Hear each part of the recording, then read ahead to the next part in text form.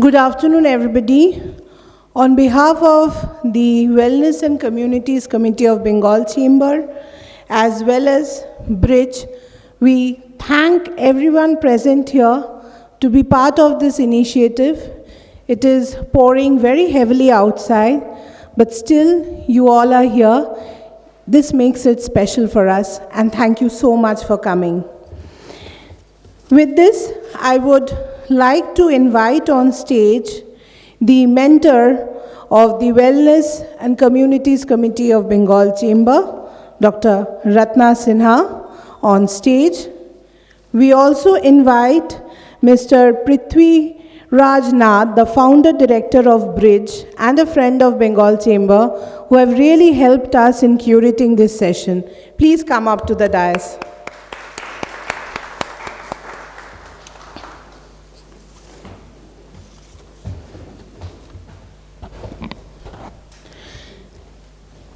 On behalf of the Bengal Chamber of Commerce and Industry, it gives us immense pleasure to welcome you all from the bottom of our heart, and especially in such a day where communication is really difficult because of the heavy rains. All of you have come, that makes a lot of difference.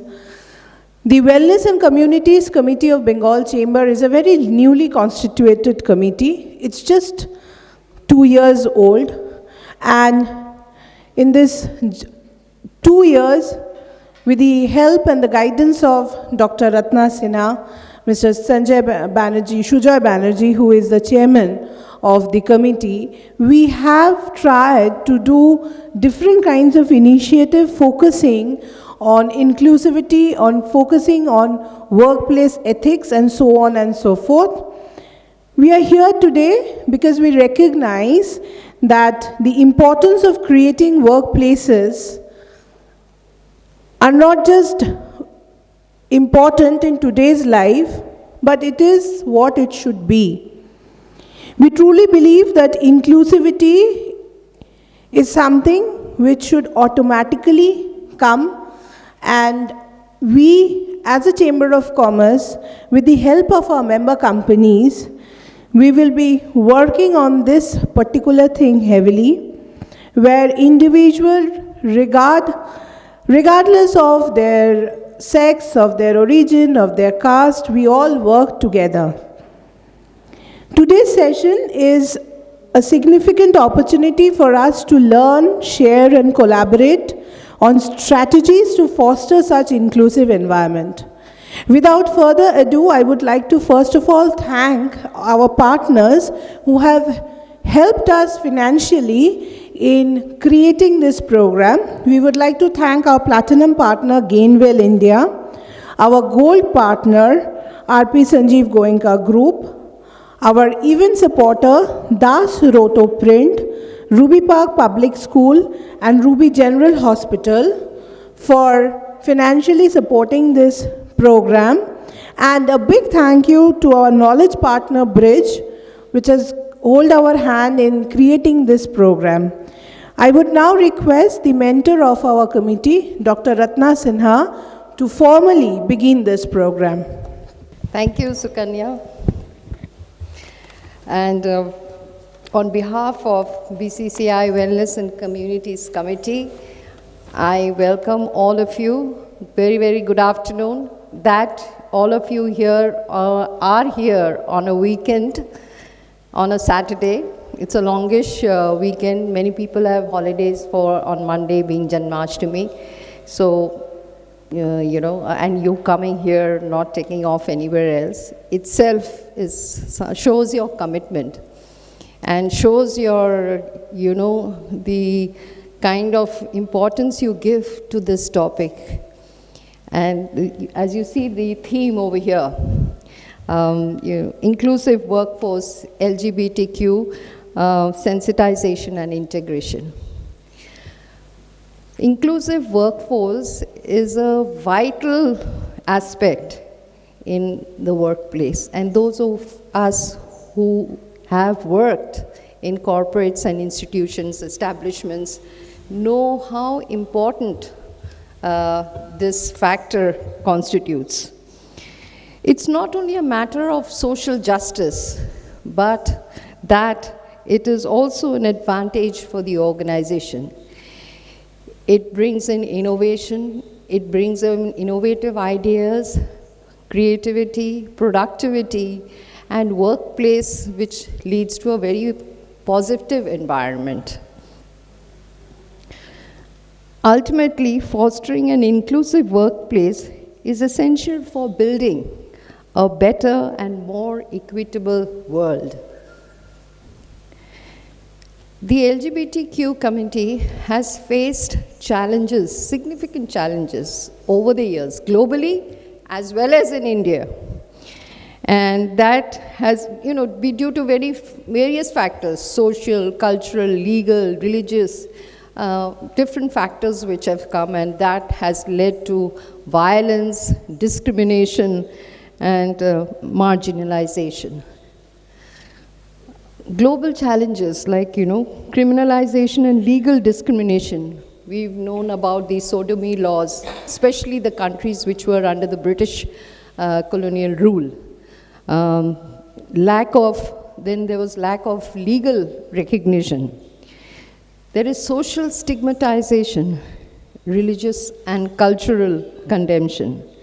Mental health pathologization. You know what, in the 20th century, even till the 20th century, this American association, Psychiatry Association, says that it's a mental problem. Then violence and persecution. There has been hate crimes. The Stonewall riot in 1969 in New York was perhaps one of the turning point where, the police brutally did atrocities. Then there were state-sponsored persecutions, like in Nazi Germany, where thousands of gay men in those concentration camps were imprisoned. Limited access to healthcare and employment, and limited healthcare. What did that lead to? The AIDS you have heard about during the 80s and 90s, and that was when they said it's a gay disease because lack of health. What were the challenges in India? Colonial legacy and legal repression. Section 377 of IPC, introduced by British in 1861, while criminalizing on homosexual acts. This law remained for 150 years until in 2018, Supreme Court partially struck it off. Social and cultural norms is next.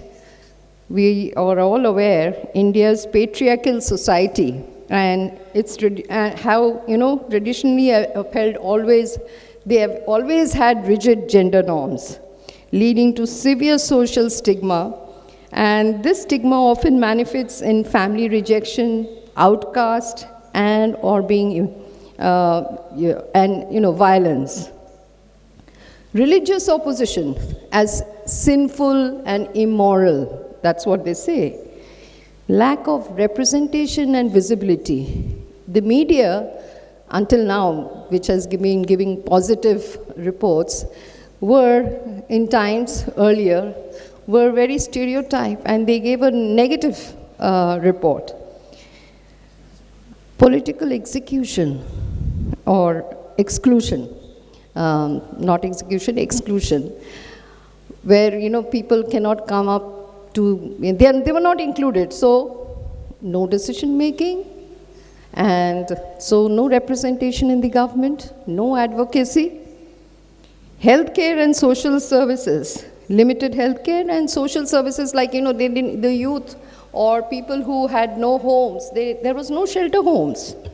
However, recently, there has been a lot of developments, and there has been significant development where the decriminalization of homosexuality in many countries, the same-sex marriage, all this has now come into, is come in show. the growing recognition of transgender rights and notable advancement in India. In 2018, Supreme Court ruling decriminalizing homosexuality, and 2014 NALSA judgment recognizing transgender rights are landmark victories. The Transgender Persons Protection of Rights in 2019 and National Council for Transgender Persons, NCTP, plus a lot of health initiatives, social welfare reforms, all these have come in. And you would hear from one of the panels where possibly you'll hear about them in the legal section. Well, all this is fundamentally, unfair and unjust. It's the ethical responsibility. It's human rights.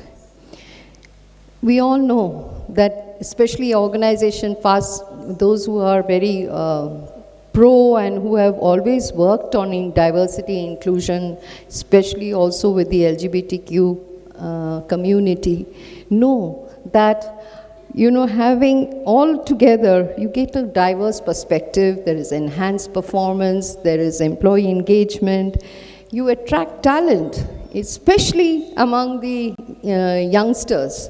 They look forward to diverse and inclusive workforce. Strengthens the company image and brand image, minimizes legal risk, and there is respect, empathy, and people find this an environment where they can work together, where they can belong together, they are retained, they work much longer there. And the bullying and the harassment, all this is also not there. So this gives a message in those companies that these are things which are not acceptable. And there are a lot of research where they say economic benefits are there, research says so, and there is a lot of social progress. So as we embark on this workshop together, I want to remind everyone that the strength of our community lies in our diversity, our resilience, and our unwavering commitment for equality and justice for all. Today is not just a day for learning and sharing. It's about building bridges. It's about creating safe space and fostering a culture of respect and acceptance.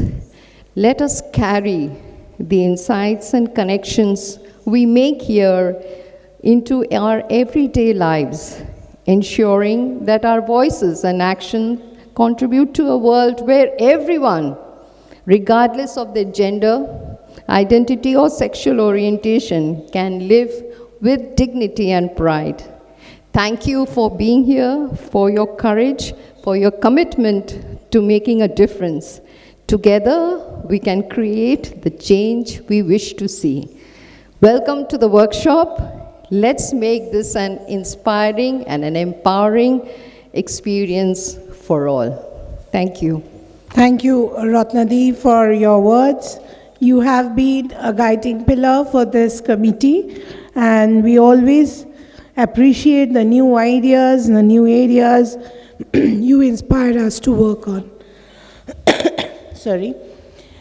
I would now like to request Prithviraj Nath, the founder director of Bridge, to give his address, but before that I want to thank him. I remember calling him and saying that, Prithviraj, I want to work on this subject and I need your help. And so encouragingly, so positively, he, Mohuwadi, who is sitting here, all helped me in curating this initiative, this program.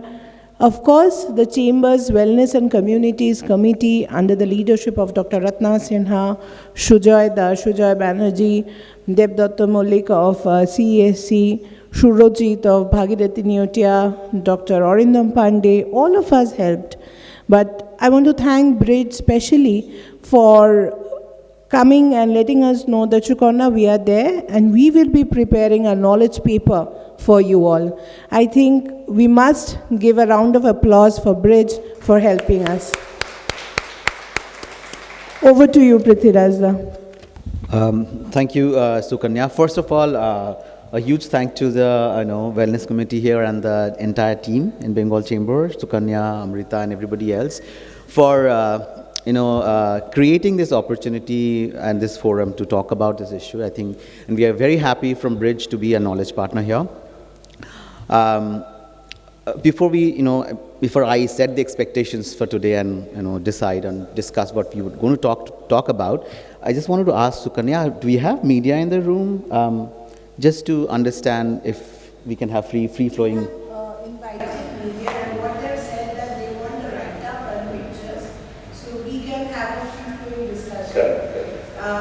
Right now, Amrita, do we have representatives from media present in this audience right now? Right. So I just wanted to clarify that, so that I wanted everybody to feel free and share.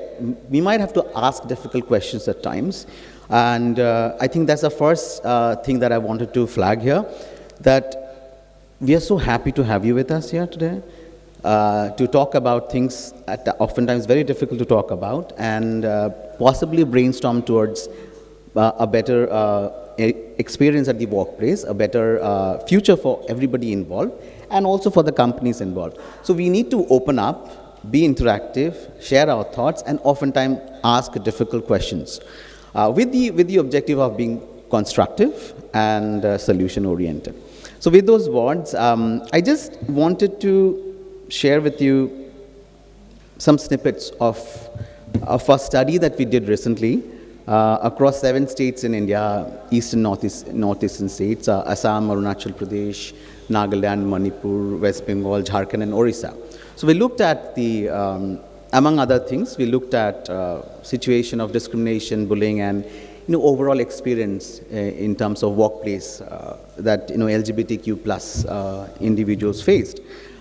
We had talked to more than 900 people, and I just wanted to tell you that out of that, a huge section of the individuals that we spoke to from the community, almost 36% of the total sample that we looked at, never applied for a job because they're afraid if they did, there will be discrimination. So if you see that, we were talking about workplace inclusion, but there were people who would not even go there, approach that, because they're afraid that they will be discriminated without a doubt. And then we also had people around 12% who said they were discriminated while they were in the workplace, and around 8% who said that while trying to secure a job in interviews, they were discriminated.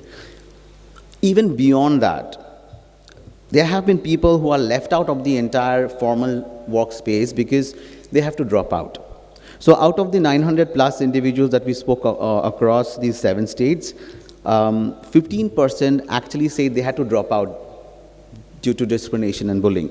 So they don't even have the skills or the education to be able to access workspaces. So I just wanted to flag a few things which we need to really reflect on when we actually have the discussions and the sessions, so that we can know what the real challenges are. So for example, once we get into the workplace, there are challenges of discrimination, bullying, and not having equal access. But even before that, they have to have access, right? To have the skills. So skill gap is also a huge issue in terms of the LGBTQ community, because a lot of them do not even have that to even try and get into the formal workspaces. So these are something that I just wanted to share from our study recently done in 2022 and 23. Beyond that, what we wanted to do today, as I said, is to have everybody participate and tell us what can we do together. So I think I would just talk about 3 important things. Is when we have the discussions, can we keep this in mind, and particularly to the moderators, if we can keep driving the conversation towards that, is what next? We will talk about the challenges, of course. We have been hearing about challenges, and Dr. Sinha very aptly talked about the challenges overall in the global scenario as well as in India. We will talk about challenges, but can we focus on solutions? Can we talk about what has been done and what challenges still lie ahead of us, and what can we do, even in small small ways, in our own small ways, can we do? What can we do together? So that's one of the major things that we would love to come out from these discussions. The other thing is, we have many organizations today who would share how things have been done in their organizations and how inclusive policies have been, been there or working now. What about the smaller organizations? I know that the Bengal Chamber majorly works with the MSME organizations, small organizations. They might not have the wherewithal, the resources to engage or dedicate to inclusive, creating inclusive mechanisms or creating inclusive structures. Can we focus a little on how can we find solutions for them as well? So these are the few overarching things that we feel should drive the conversations. And let's try and brainstorm together to find solutions and to find how we can collaborate on inclusion. So with those words and thanking the Wellness Committee and the Bengal Chamber team once more, I would hand it over to Sukanya. Thank you.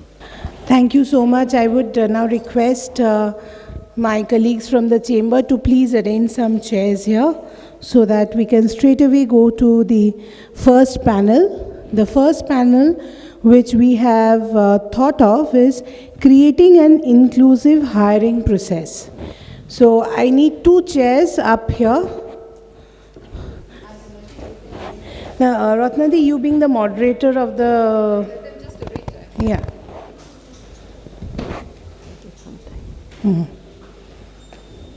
So can we just quickly, Amrita, can we just change?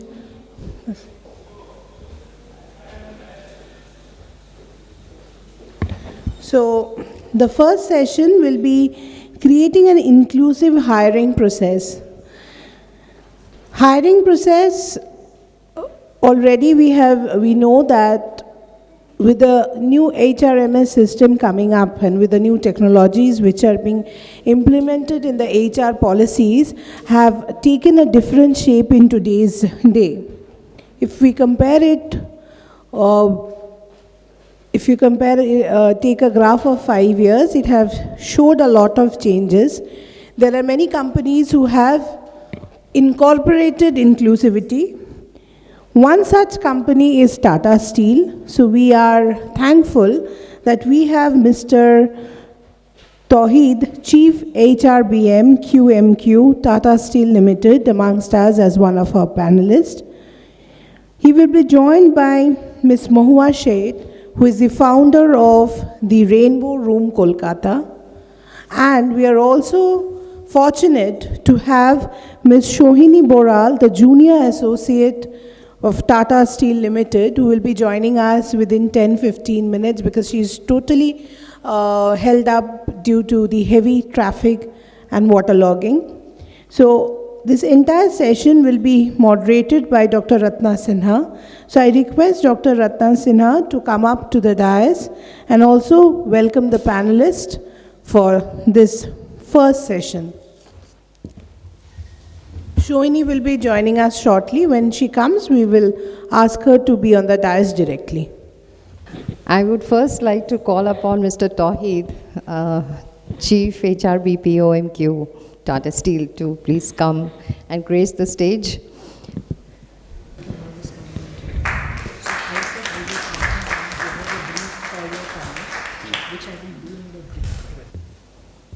And Ms. Mahua Sheth, the founder of the Rainbow Room.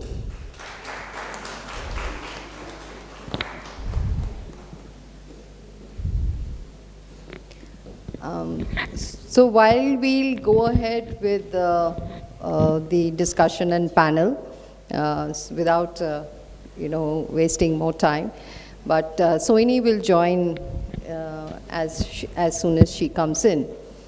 And so I have some excellent panelists over here.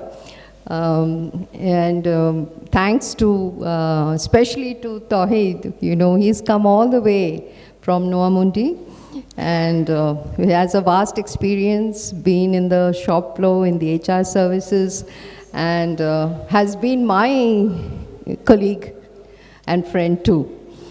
That's Tawheed. We have Mahua Sheth, who is, has worked in corporate in senior level, and then she has now started on her own, and she's the founder of the Rainbow Home. So before anything we start off, maybe we ask the lady first. Toyin, it's okay?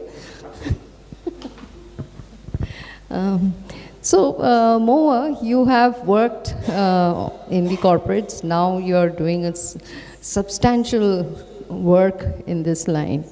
Now, what are the considerations an organization should take care that they do not have any bias? How do they remove the unconscious bias?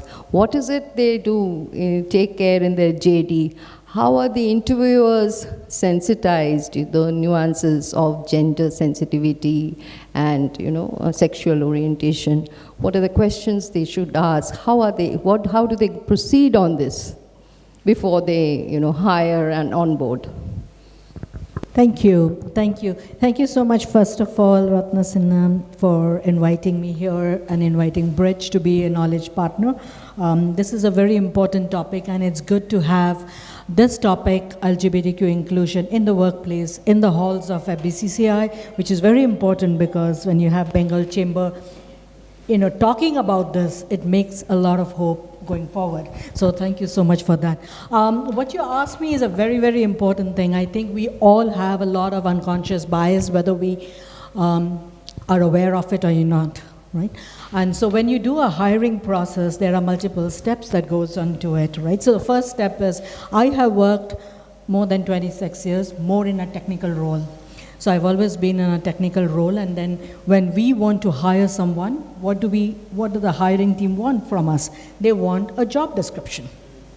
So then we write down that this is what we want, this is what we expect of the person.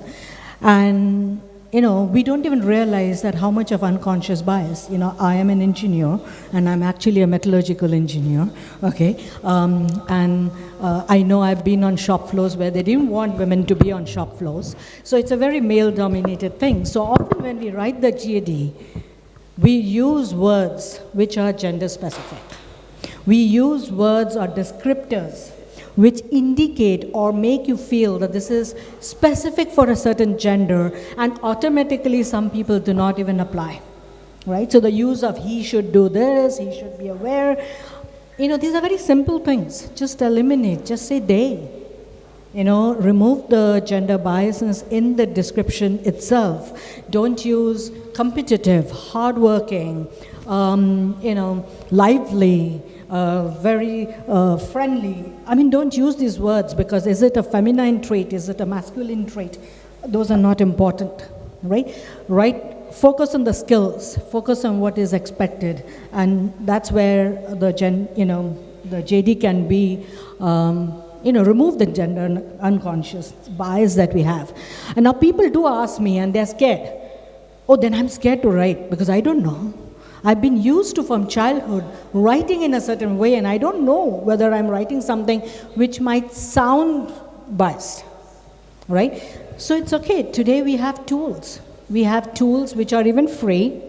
You can run your JD, the HR can run the JDs that they get through the tools, which will indicate where there is a bias, and help you with it. So it's not so difficult today. You can just run through it and make sure it goes out, because that gives a message to somebody who's seeing these JDs, that this seems to be an inclusive place, right? Because as Prithvi said, a lot of people don't even apply, right? They're scared of application. And believe me, for all those who are from the corporate here, no matter what you advertise, people have other ways of knowing whether this organization is inclusive or not, right? They get some feelers from somewhere else.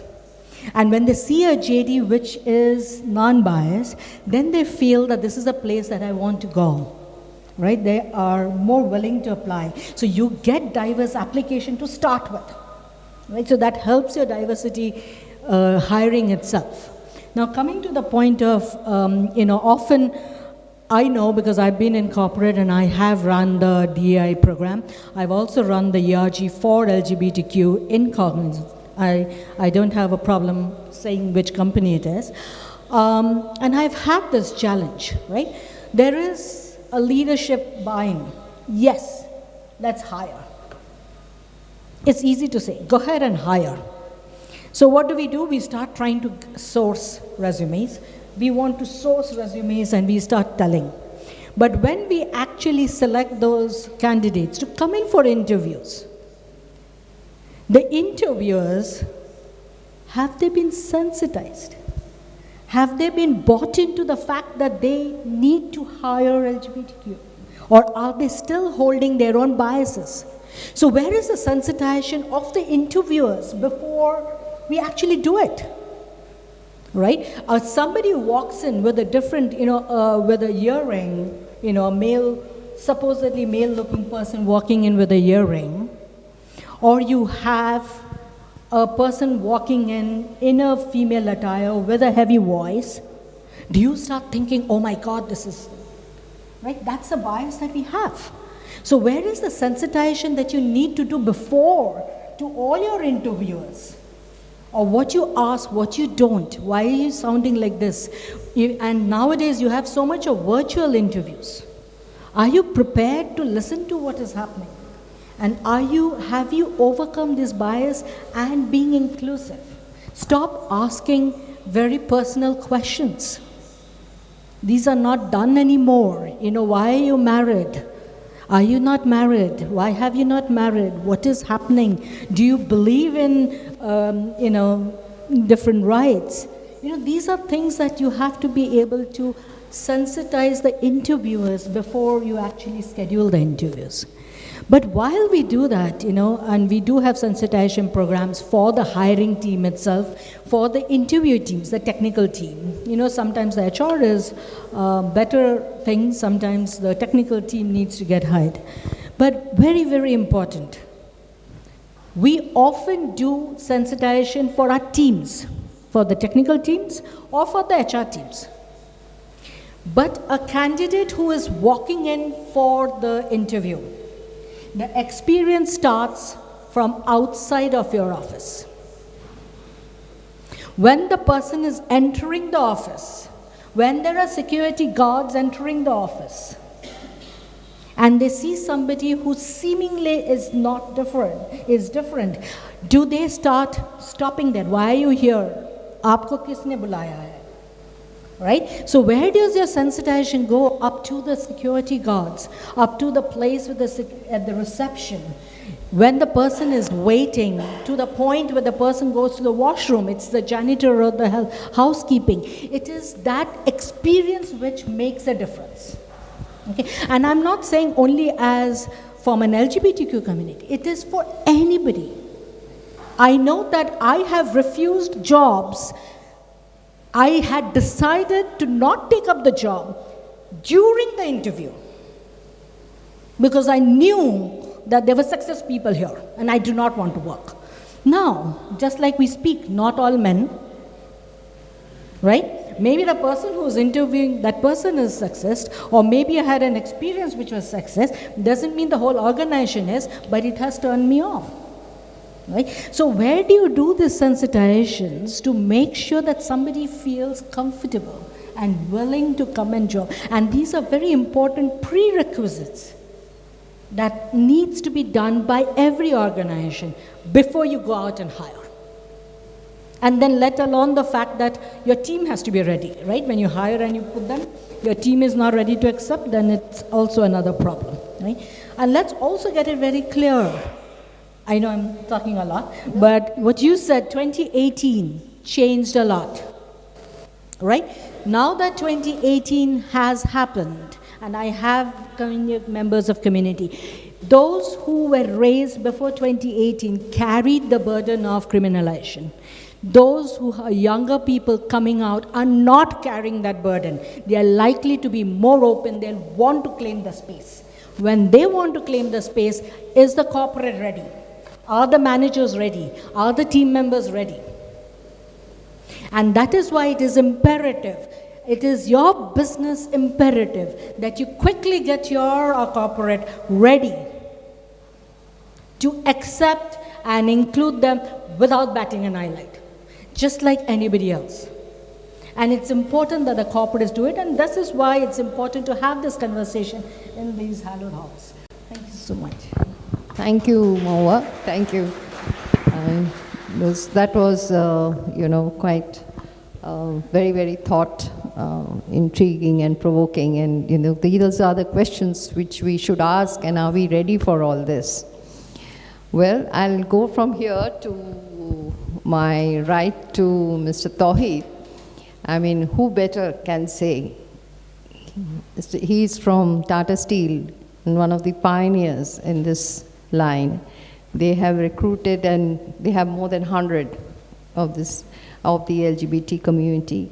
They have propagated, and it's not, it's something which is ingrained. I won't say that they have propagated or something like that. That's not the right word, but it is something within themselves. It's the DNA. The diversity and inclusion is within Tata Steel. And let's hear from the horse's mouth. Tawheed, if you could give us, the journey, and maybe it could be a presentation mode. But I'd like you to cover some of the points, like, what are the things which you take into account while onboarding? Then after they are onboarded, how do they feel, inclusive, and do they have training, skill mapping, and ongoing on-job training? And the other part of it is that, there will be people from this section who may not be very educated, very qualified. How do you define jobs over there? So, you have a large number of people, would love to hear from you on this. Thank you. Thank you, Dr. Ratna, and thank you, Madam Maua, for the wonderful talk and thoughts. In fact, the thoughts are within themselves thought-provoking. A lot of points that you mentioned were very, very relevant, and we at Tata Steel have followed a lot of steps. So when you were mentioning it, in my mind I was playing and ticking the boxes, whether we have actually done all the things that you stipulated. And thankfully, I felt happy and proud that yes, in our journey of D&I, we have done most of the things that you mentioned, ma'am. Before I start, I'll make a small, because I'm feeling discriminated. So I'm shifting with permission of everybody. Yes, absolutely. So because here was a chair which was actually causing a divide. And this divide is the gender divide. And so I wanted to bridge this gap. Because I as Tawheed and I as part of Tata Steel, of which Ratna also belong, so I am proud of the fact that now I am sharing the dais with one of my esteemed colleagues. I also have two of my very young colleagues, Nidhi and Anchit, in the audience. So both of them have joined me in this journey of DEI. So in Tata Steel, the fundamental belief, if I can say, Ratna also alluded to that, we don't use a lot of words. Because words are something which we have sort of invented, created, and it is the something which carries the thoughts, which probably originates here. But if you look at your heart, it is your feelings that precedes. Means we as a race of human beings have survived because of this. This is something which has evolved possibly in the last couple of 100 years. But this is something which has evolved right from the stages about which Darwin is talking about, the survival of the fittest. So the survival of the fittest was the concept where we proudly said, with due apologies, and we have said that men are superior to women. I'm making a slightly provocative statement. But all of us fundamentally believed that till some time ago. And with due apologies, that's a fundamental belief we had. I come from Tata Steel, which is part of the manufacturing sector, and even one step back is the mining industry. So mining industry traditionally have always believed in the thought that mining has got macho men who do tough work. It's a tough industry for the tough people. So no girls, no women. And our law ascribed to this, told this. It is written in the law, women are not allowed to work in mines. Today, with so many women present in this hall, it feels absurd to say that at one point of time, legally it was correct. And Ratna also alluded to, and Maua also alluded to 377. At one point of time, it was said that it is illegal. You could be behind bars. Today, we are talking about that shift. So I'll request my colleague, if you're there, can we have that 2-3 minutes clip on Kholo Man Ke Dwar? If we can have that clip. I'll request you to just pay attention for a minute or so, that's all. Pink is for girls, blue is for boys. But what if you belong to neither color? Or both? We have been struggling with our identities, struggling for acceptance, struggling for love from our families, struggling for inclusion in society. We have been deprived of education, denied jobs, exploited, sexually assaulted, mocked, discriminated upon, and shunned. We lived because we didn't die. I always prayed that I get out of this vicious circle. I feel my prayers have been answered.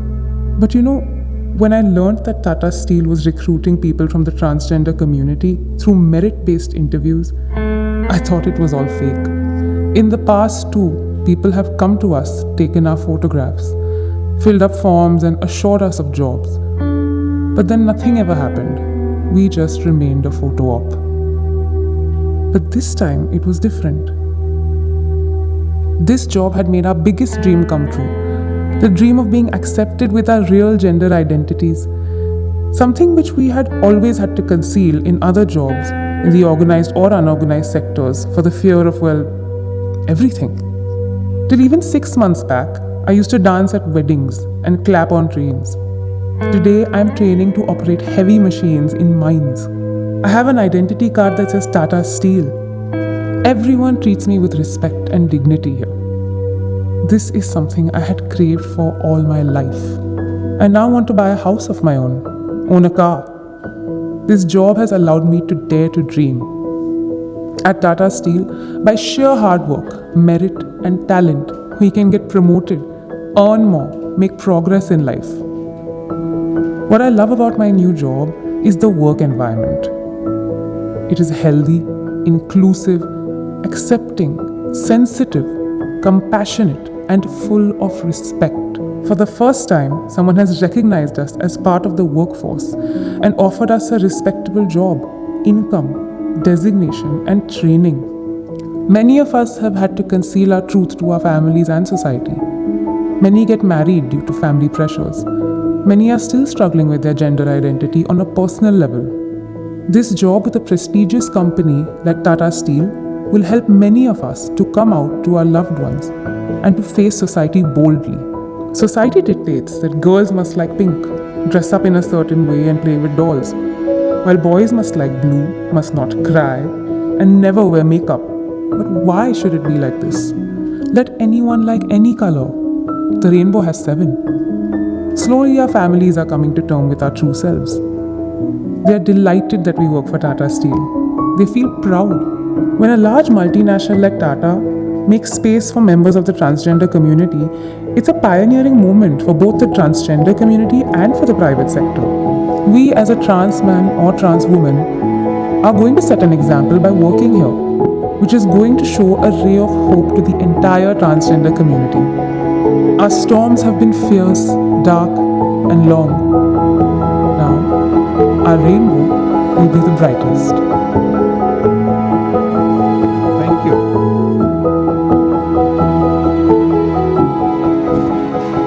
Thank you. Thank you so much for your patience in listening to that video and your claps. In case you want to revisit it, because the words are beautiful and fantastic, it's uploaded on the YouTube. The title is Kholo Man Ke Dwar.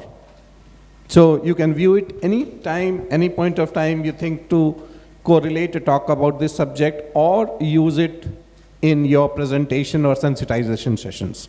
The option is yours. Like Ratna asked me, what did we did? Because it's a difficult chapter. Because something which was criminalized, you have to bring it to the mainstream and cause a cultural change for acceptance.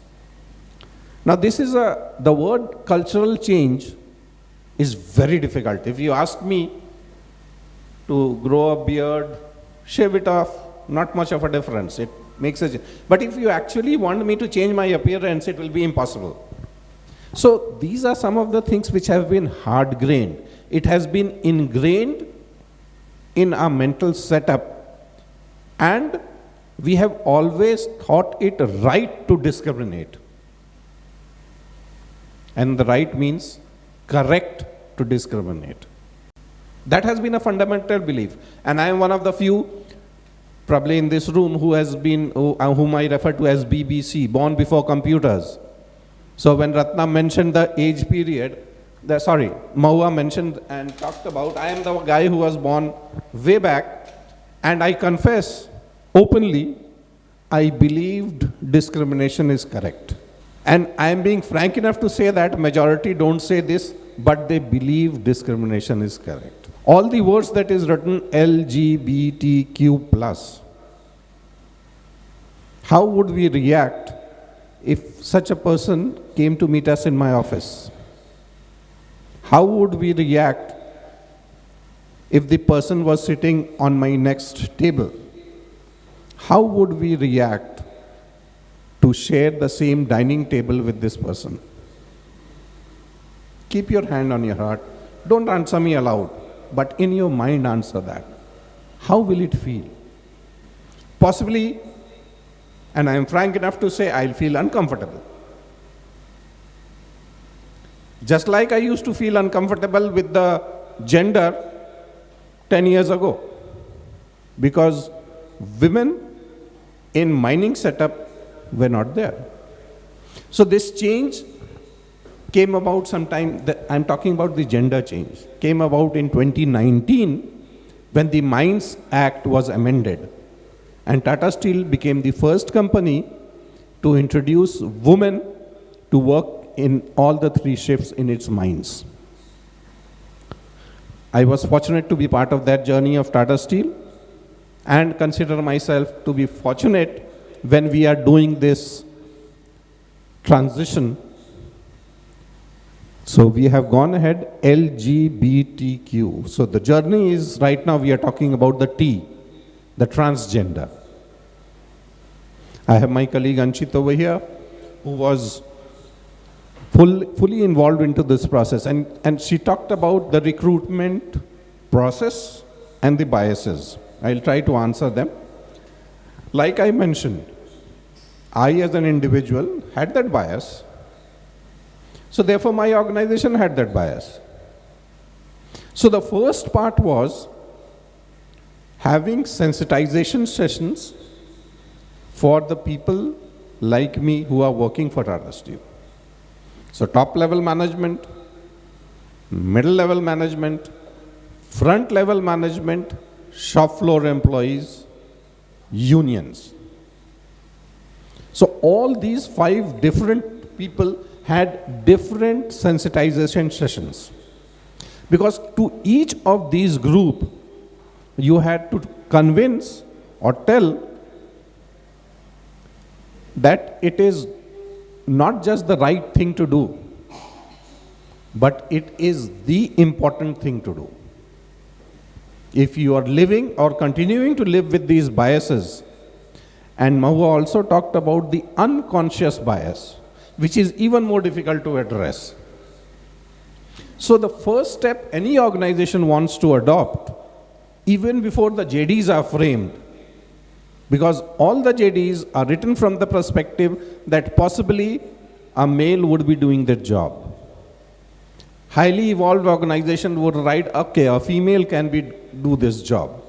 But there would rarely be an organization which would say, a transgender can also do the job. So for that to appear in the JD, you have to sensitize the person who is writing that JD so that he writes it down. Because it does not exist. So if I give it to a recruiter, if I give it to a HR person, he will read what is written. And till you make that changes here, that's the reason I mentioned it's a cultural shift. You have to shift the mindset of people. And like I mentioned, top level has its own thought processes, middle managers have their own, frontline managers look at it differently, the shop floor employees views it differently. So all these people have to be addressed in a manner that they are satisfied. It is not something that you talk. The cultural change happen. I'll just correlate. We have always heard of a song which is considered to be a great song. We always say, Hum honge kamyab. How many of you in the room have heard that song? Hum honge kamyab? Hai na? Possibly every one of you shook your head or raised your hand or gave a nod to me acknowledging that you have heard this song. Hum honge kamyab. It's a beautiful song.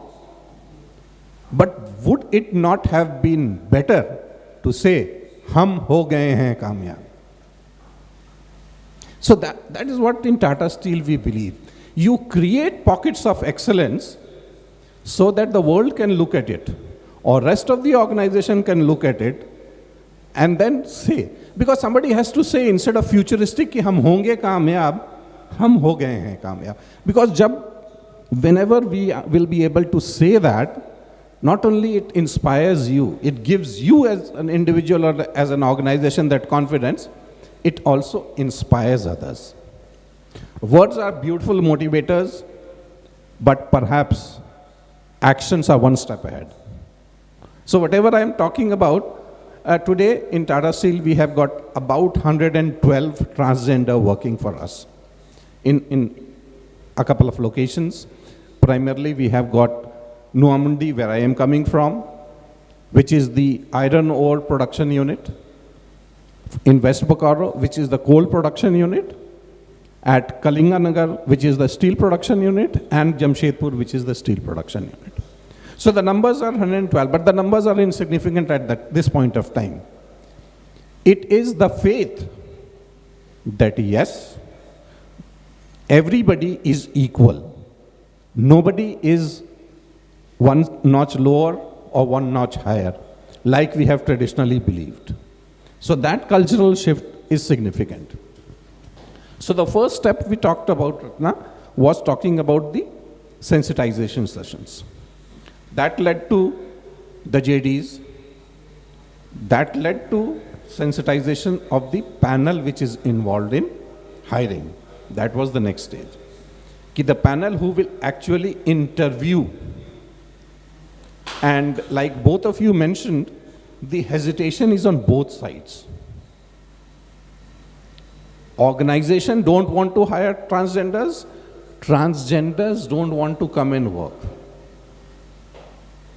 And beg your pardon if anybody feels that what I'm saying is wrong, to please challenge me. Because the logical thing might be that transgenders want, but the organization don't. Organization are the all-powerful, they discriminate, they don't include. But when you actually, and I'm talking from my own experience, when I actually got into this space, I found the hesitation is on both sides. As an organization, I am hesitant to welcome, and as a transgender, there is hesitation in coming forward and joining a corporate. So you also need to sensitize the people whom you will be taking on board. Now, this is coming before the skill part of it. The skill part of it is the next point which I'll be talking about. So even before you have got the skill sets, you have to look for transgenders who will be actually willing to work. And again, my apologies, because over a period of time, transgenders have been marginalized to such an extent that they have become outcast of the society. And therefore, the upbringing, the mental setup is quite different from somebody who is not a transgender. Somebody who is coming from the cis world would be thinking quite differently from somebody who is coming from the transgender world. So that sensitization of the people whom you want to recruit is another step. Then you have to, of course, conduct the process. And we at Tata Steel followed the process where we said it is okay not to have any skills. We accept that the society has not given you chance. You did not have a chance to acquire that skills. It's okay. We welcome you without skills. We will impart the skills. You bring in your right attitude, your willingness to learn. We will help you in your journey of education. So we hired people who had never driven two-wheelers or four-wheelers. Trucks, etc. are much, much beyond. So we hired simple people, imparted them the initial education, gave them training on small cars. Once they acquired that skill of driving small cars, gave them simulators to learn big trucks. Once they were done with it, we raised the bar higher and gave them dumpers to drive. Now these dumpers, the capacity is 100 tons. So 100-tonner dumpers, everybody in the industry used to believe, ये छोटी सी लड़की, या this small height transgender, how he or she will be able to drive this? Because the size of one tire of the dumper is possibly from here to the ceiling. I'm talking about just the tire, not the entire dumper in itself. Now on that dumper, 100 tons of material is loaded. You can imagine. And all of you, I am presuming, have driven cars.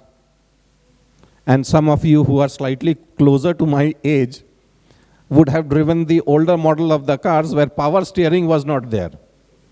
So when you used to drive, and if you have to drive a longer distance, both your shoulders used to pain. And if you did not have a heavy build, it was difficult for you to drive. Thanks to technology, power steering, now car driving is easy. Now that technology is used in the dumpers. So if the girl is even 5.5 feet in height, or a transgender with not so much of muscles, doesn't matter. With a single finger, you can turn the steering. So that was the talk which I wanted to share about the skill part of it, which you mentioned. So we did that. We have trained and deployed them as HEMM operators.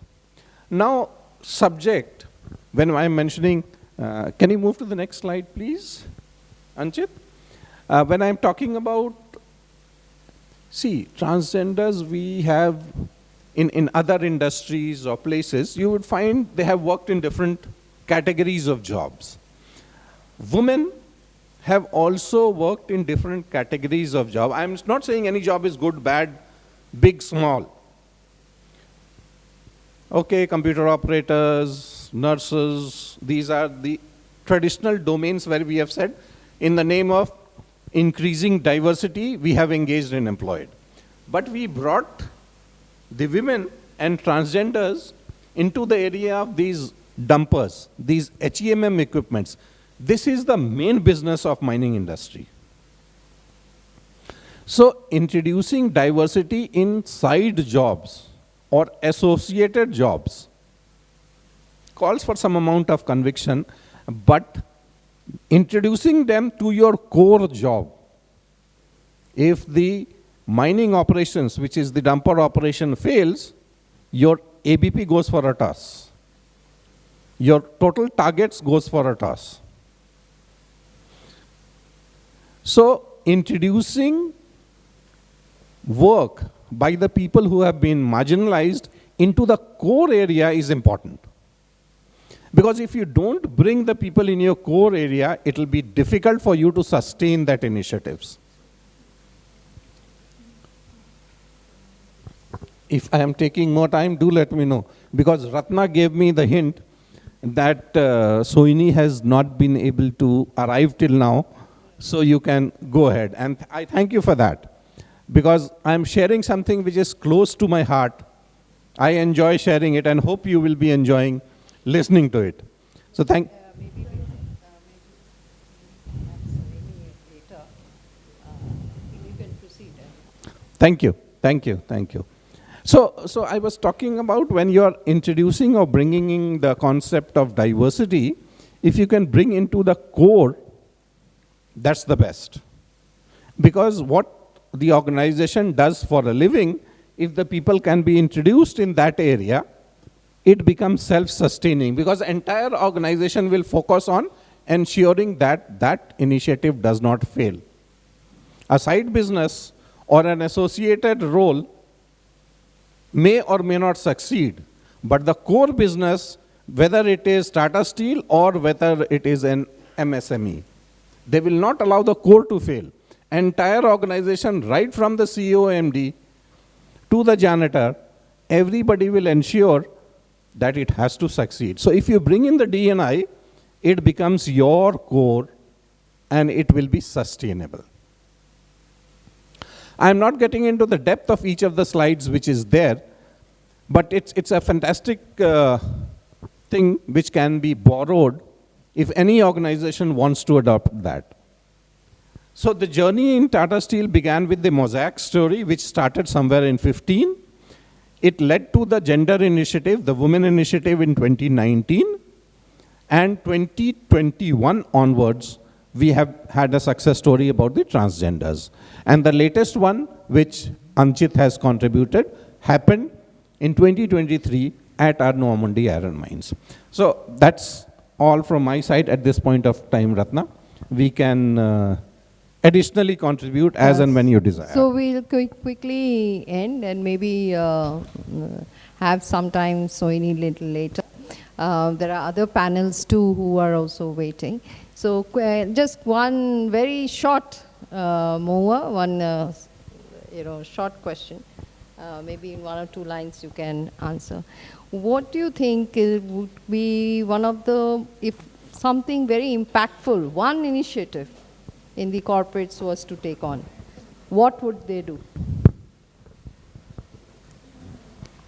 In terms of D&I or recruitment?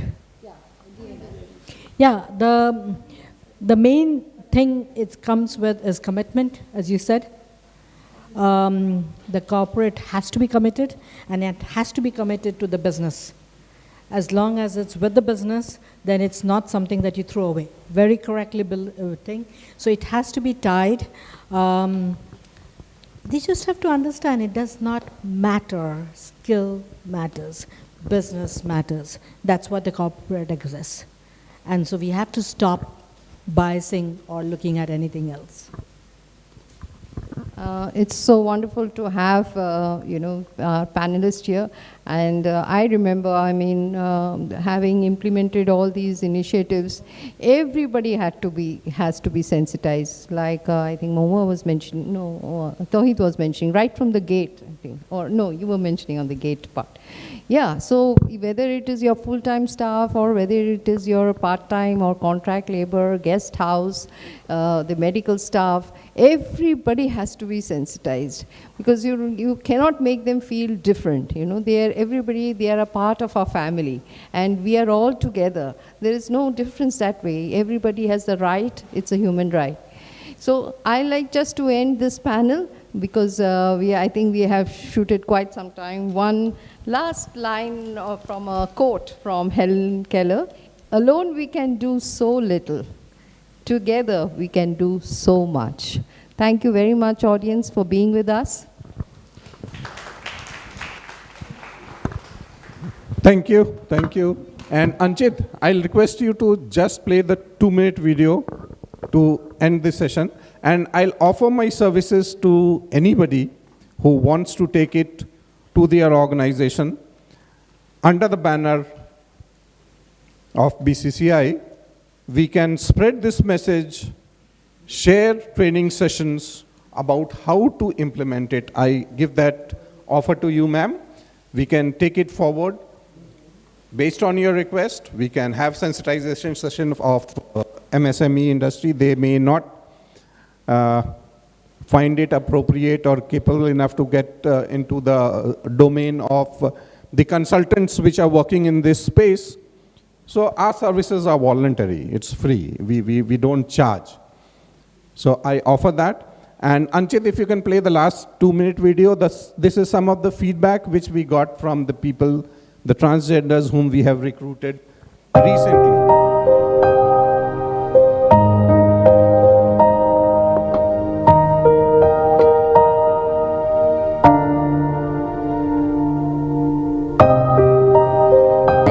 Kasganj जिले से हूँ। मैं Tata steel में as a dumper operator trainee हूँ। इससे पहले मैं दिल्ली में रहता था। 8 महीने में ट्वीट फाउंडेशन में रहा। मैं बहुत परेशान रहता था क्योंकि मेरे पास कोई जॉब नहीं थी।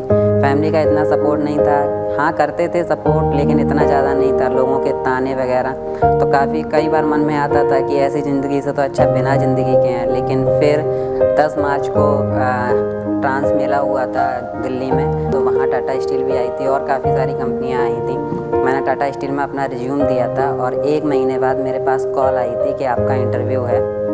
तो फिर मैं यहाँ आया था नोआ मंडी। मैंने इंटरव्यू क्लियर किया था, रिटन एग्ज़ाम क्लियर किया, मेडिकल क्लियर किया। फिर उसके 1 महीने बाद मेरे पास कॉल आई कि आपका सिलेक्शन हो गया है। मुझे बहुत ज़्यादा खुशी हुई थी और मैंने घर वालों को बताया, तो फैमिली भी बहुत ज़्यादा खुश हुई। आज फैमिली बहुत ज़्यादा सपोर्ट करती है सारी चीज़ों में।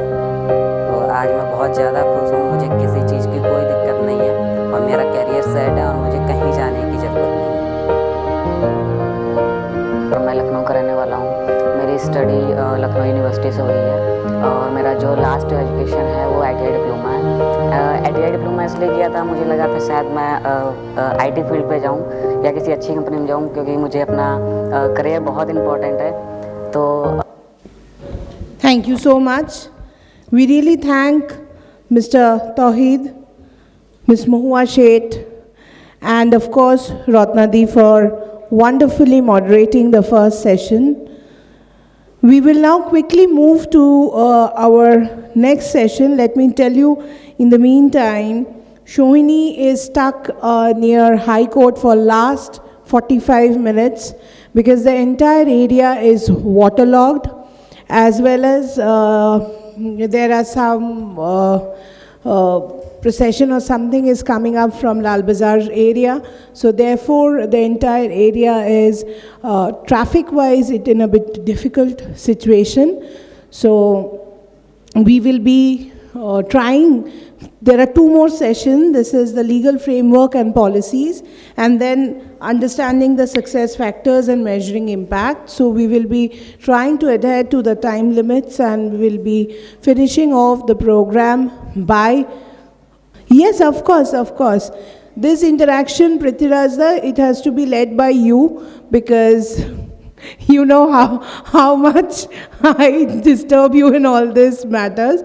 So before I go to the legal framework and policies, the second session, if anybody wants to ask any question, I would request Priti Razda to moderate it. Otherwise, we will straight away invite the panelist, Dr. Debojyoti Ghosh, who is a human rights lawyer and professor from the University of Free State, South Africa. Thanks a lot for making it today. Ms. Srimoy Mukherjee, an advocate from Calcutta High Court. Mr. Kushal Roy, consultant of one of the big four consulting firms. Mr. Gautam Bose, Zonal Key Account Manager of Surveyor India. We thank you all for coming and leading this session. It's over to you. Thank you. Good afternoon, everyone. Thank you so much, BCCNI, for giving us this opportunity to come together and speak about something which is obviously very important, but at the same time, like, we know what the country is going through right now with so many cases of gender insensitive activities, all like that is to put it very mildly, of course. At the same time, when we are looking at LGBTQ plus inclusion, we don't look at law frameworks, legal frameworks by themselves in silo. We have to look at all the policies that are also in place, which affect the way law manifests itself in society, right? That includes safer spaces, that includes spaces where people can reveal their sexuality and gender comfortably, and that also affects cisgendered women, it affects cisgendered men, it affects all of us in society, and it creates a more inclusive space. With that, I would like to start today's discussion. We have with us fellow lawyers, Srimoy Mukherjee, we have Kushal Roy, who's with Servier.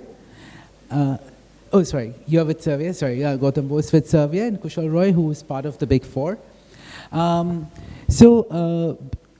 I think I would like to start with Srimoy, if that's okay with you. Srimoy, we all know that Section 377 no longer exists on paper. So there are no more protections available for men who get molested or attacked or anything under the new Bharatiya Nyaya Sanhita. And this has become a problem. So what policies are there with which we can seek protection, which in turn can translate into policies at the workplace? Okay.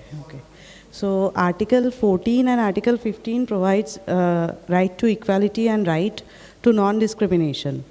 So we have, the Constitution provides us equal rights and rights to be non-discriminated.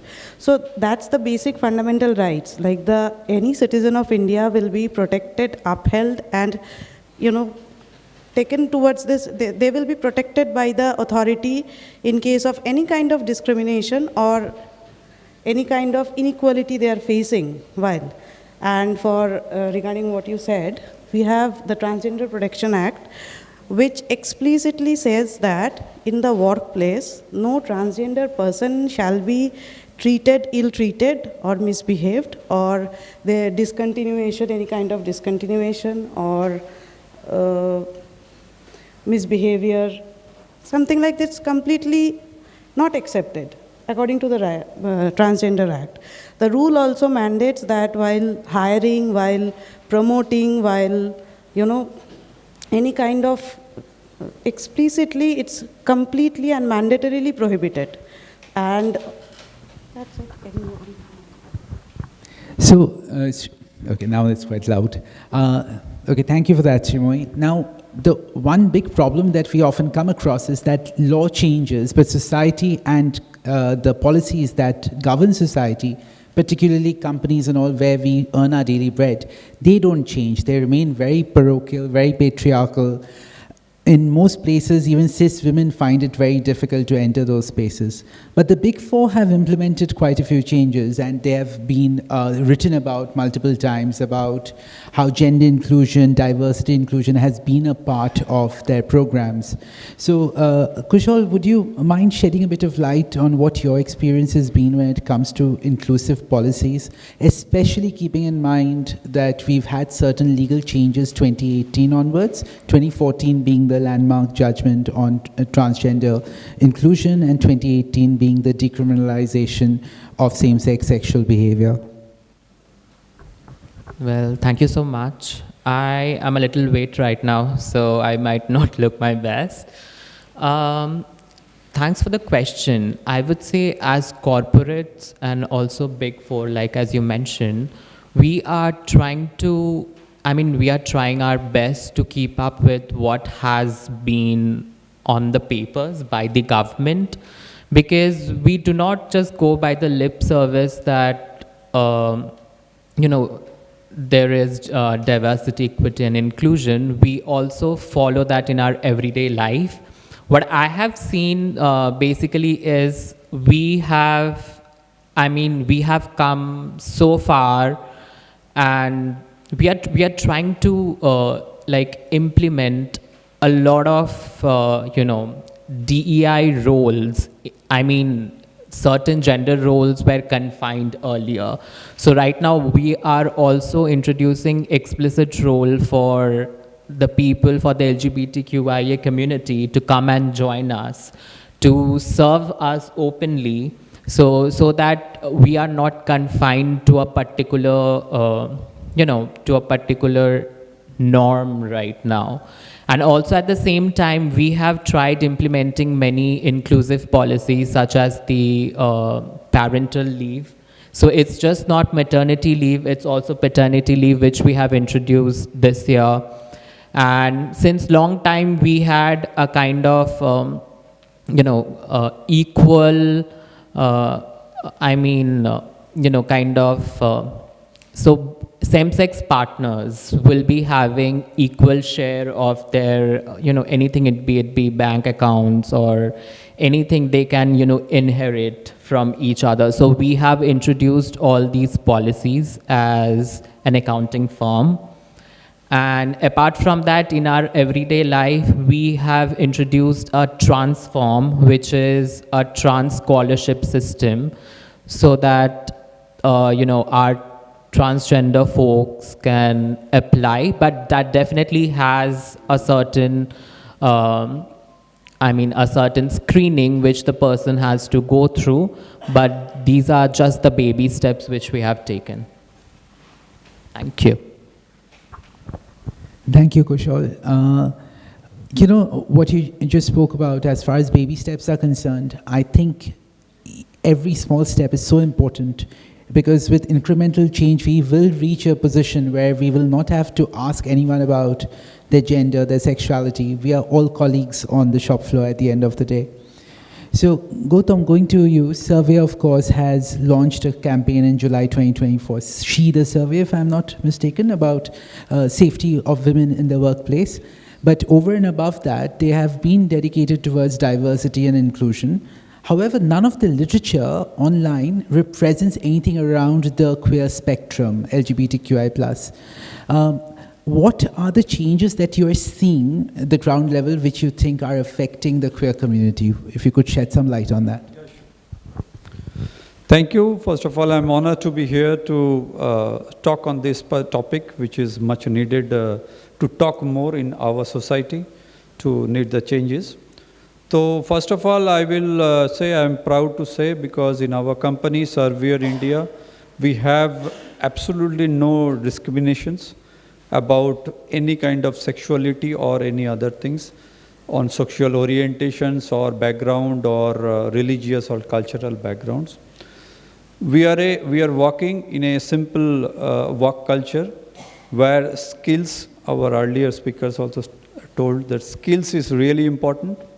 If the candidates have that particular skill which is required for that particular job, that is the only criteria, whether he or she or anybody is coming from any different divergent gender or cultural background, social background, that really doesn't matter. And to encourage these things, we have already taken the first steps. So that is with some NGOs we are working with, like Subhojit was there, CWF is one such NGOs, we are partnering them, and they are doing a lot of activities, and we are supporting their projects and resource and training.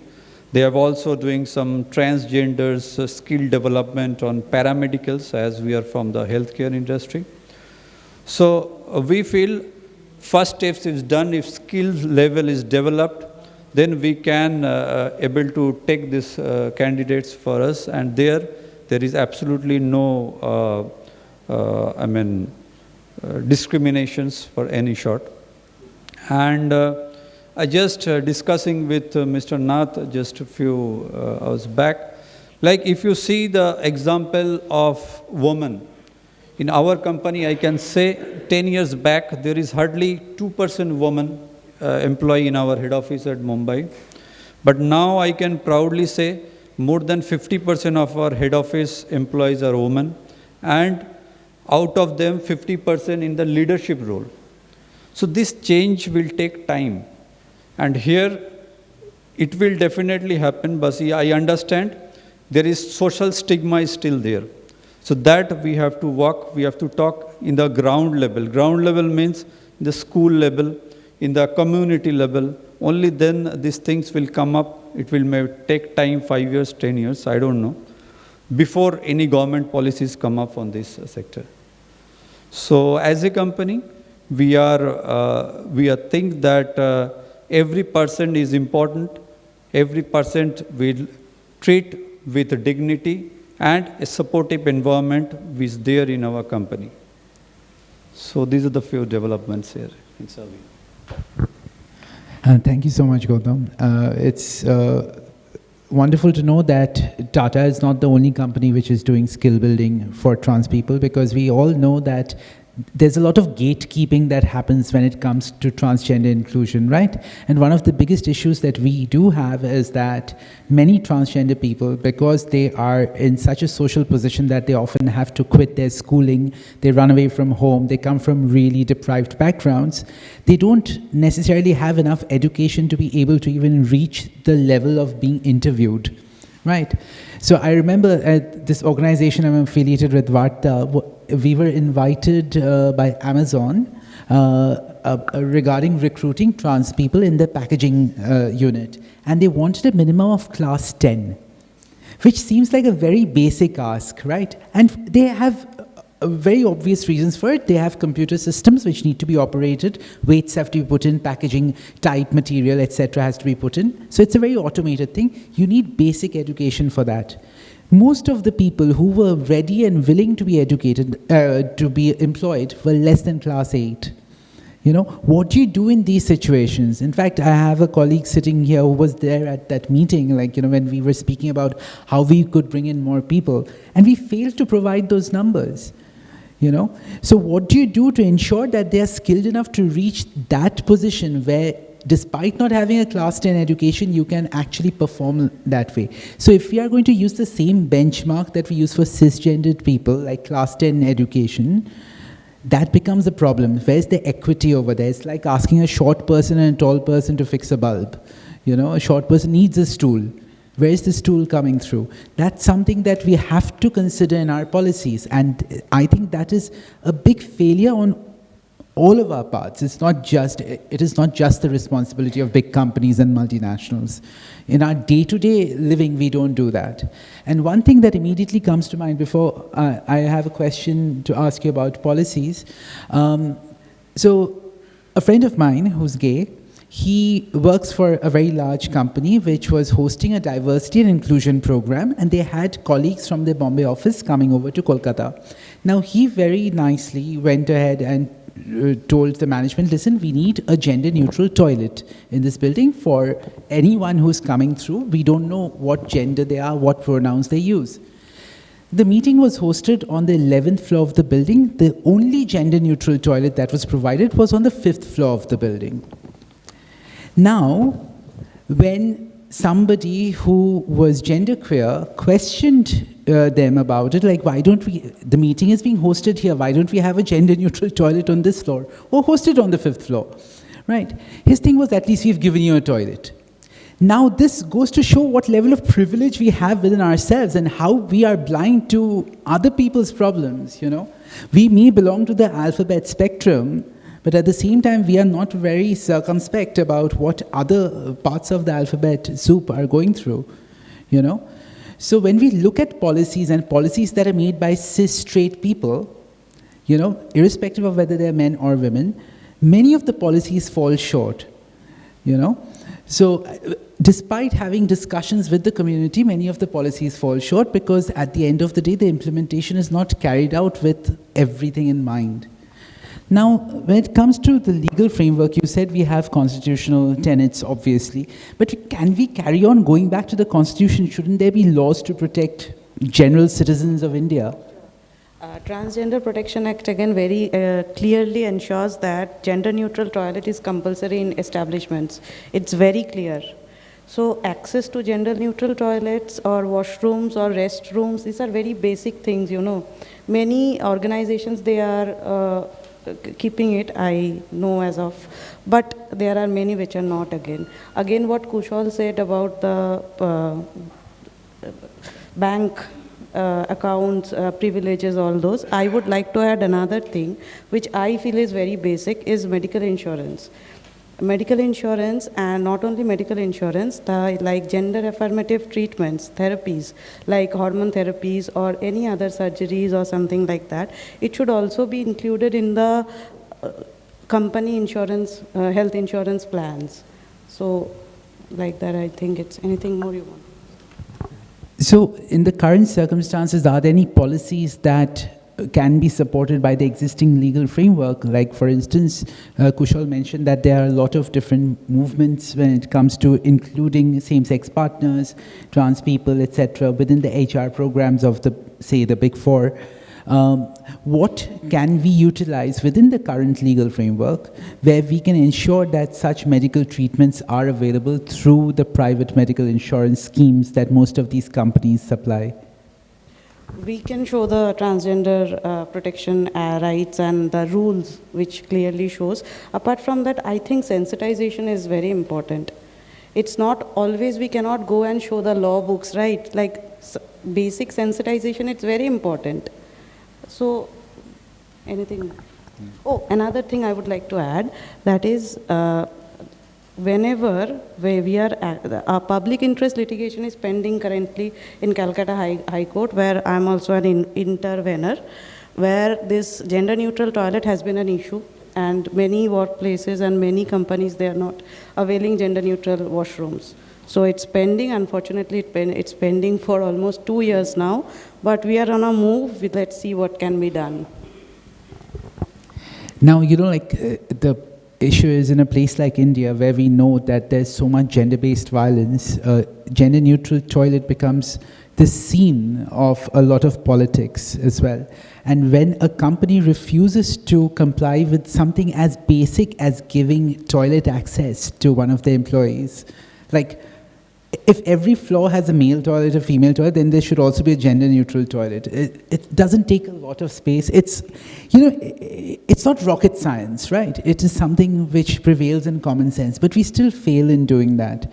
So, Kushal, what has your experience been, also with your colleagues, you know, and the other companies in the Big Four, when it has come to creating a space of gender neutrality, at least when it comes to these very intimate spaces like toilets and stuff?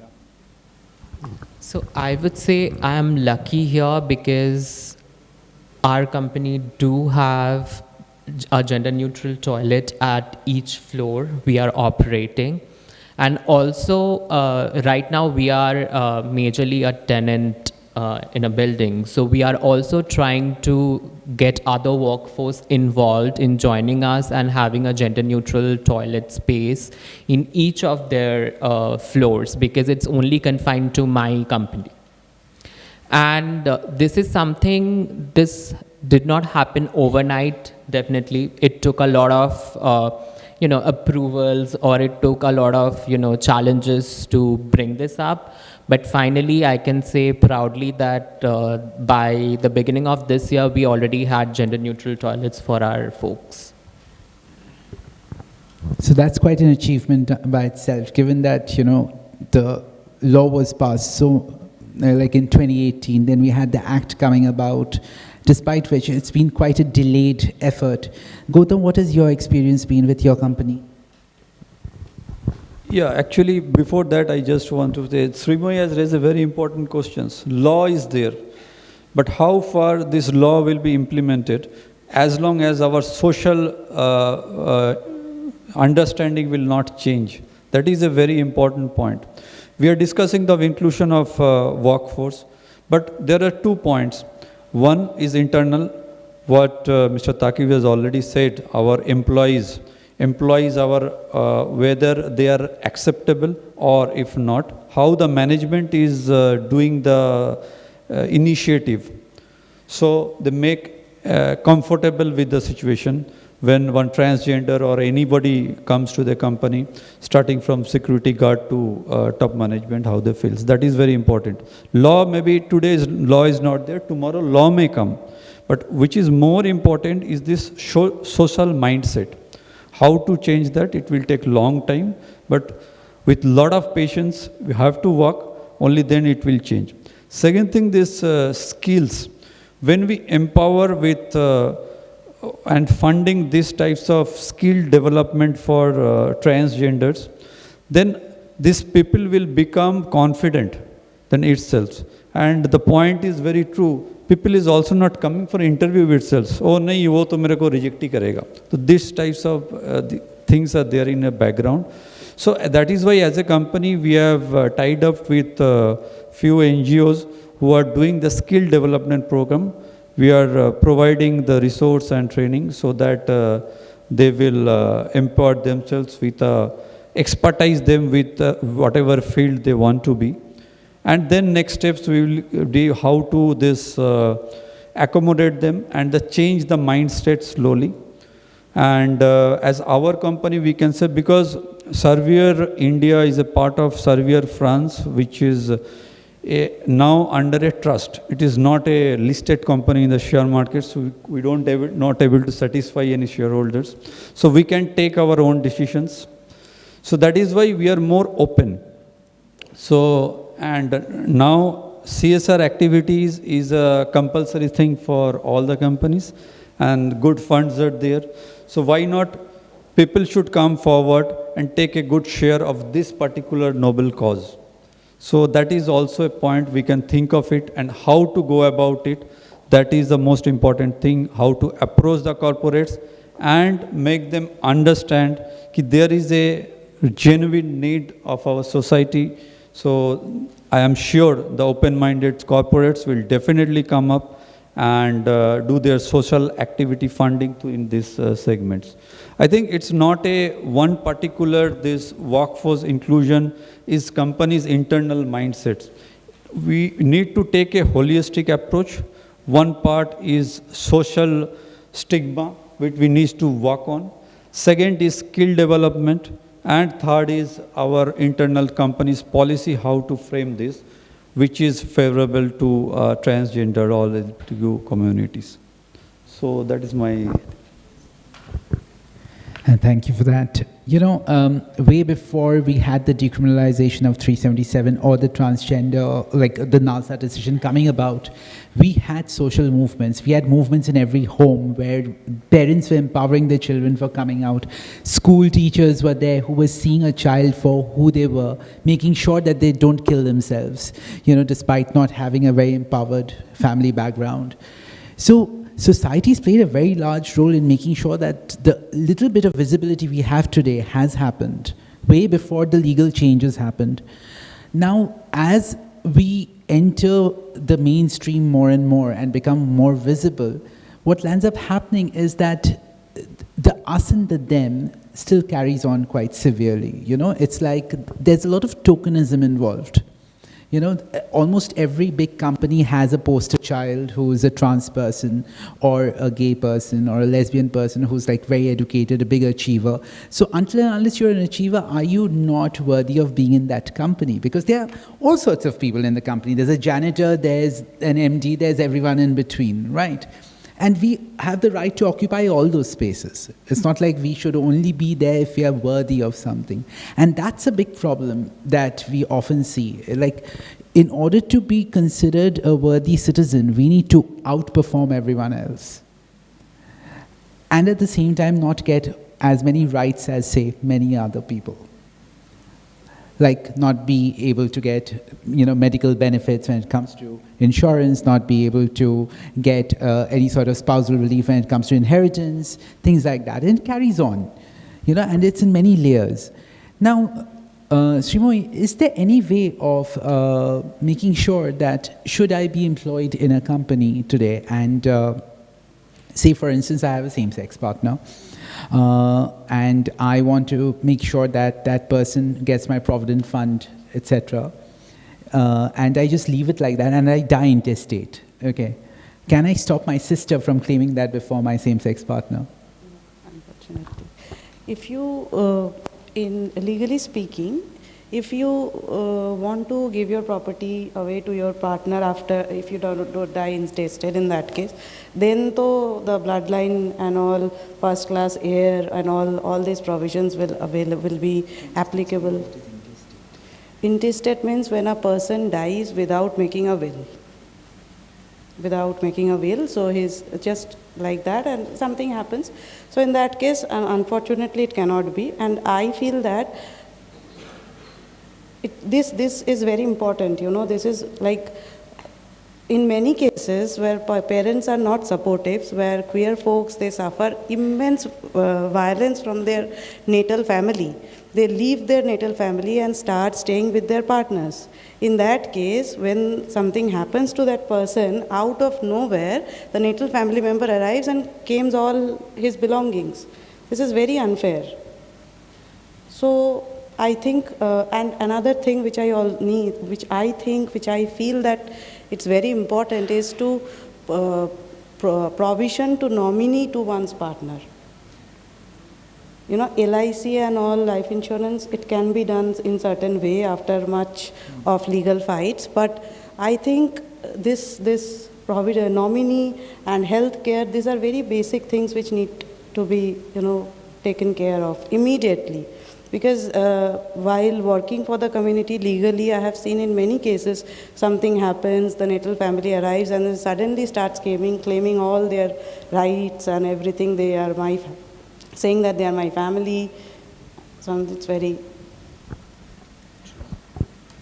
And in fact, many a time what has happened is the dead body of the partner is not even allowed to be viewed by the partner of the deceased, because you're not kith and kin, you're not a blood relative, and the parents or the natal family of that person has come to claim the body.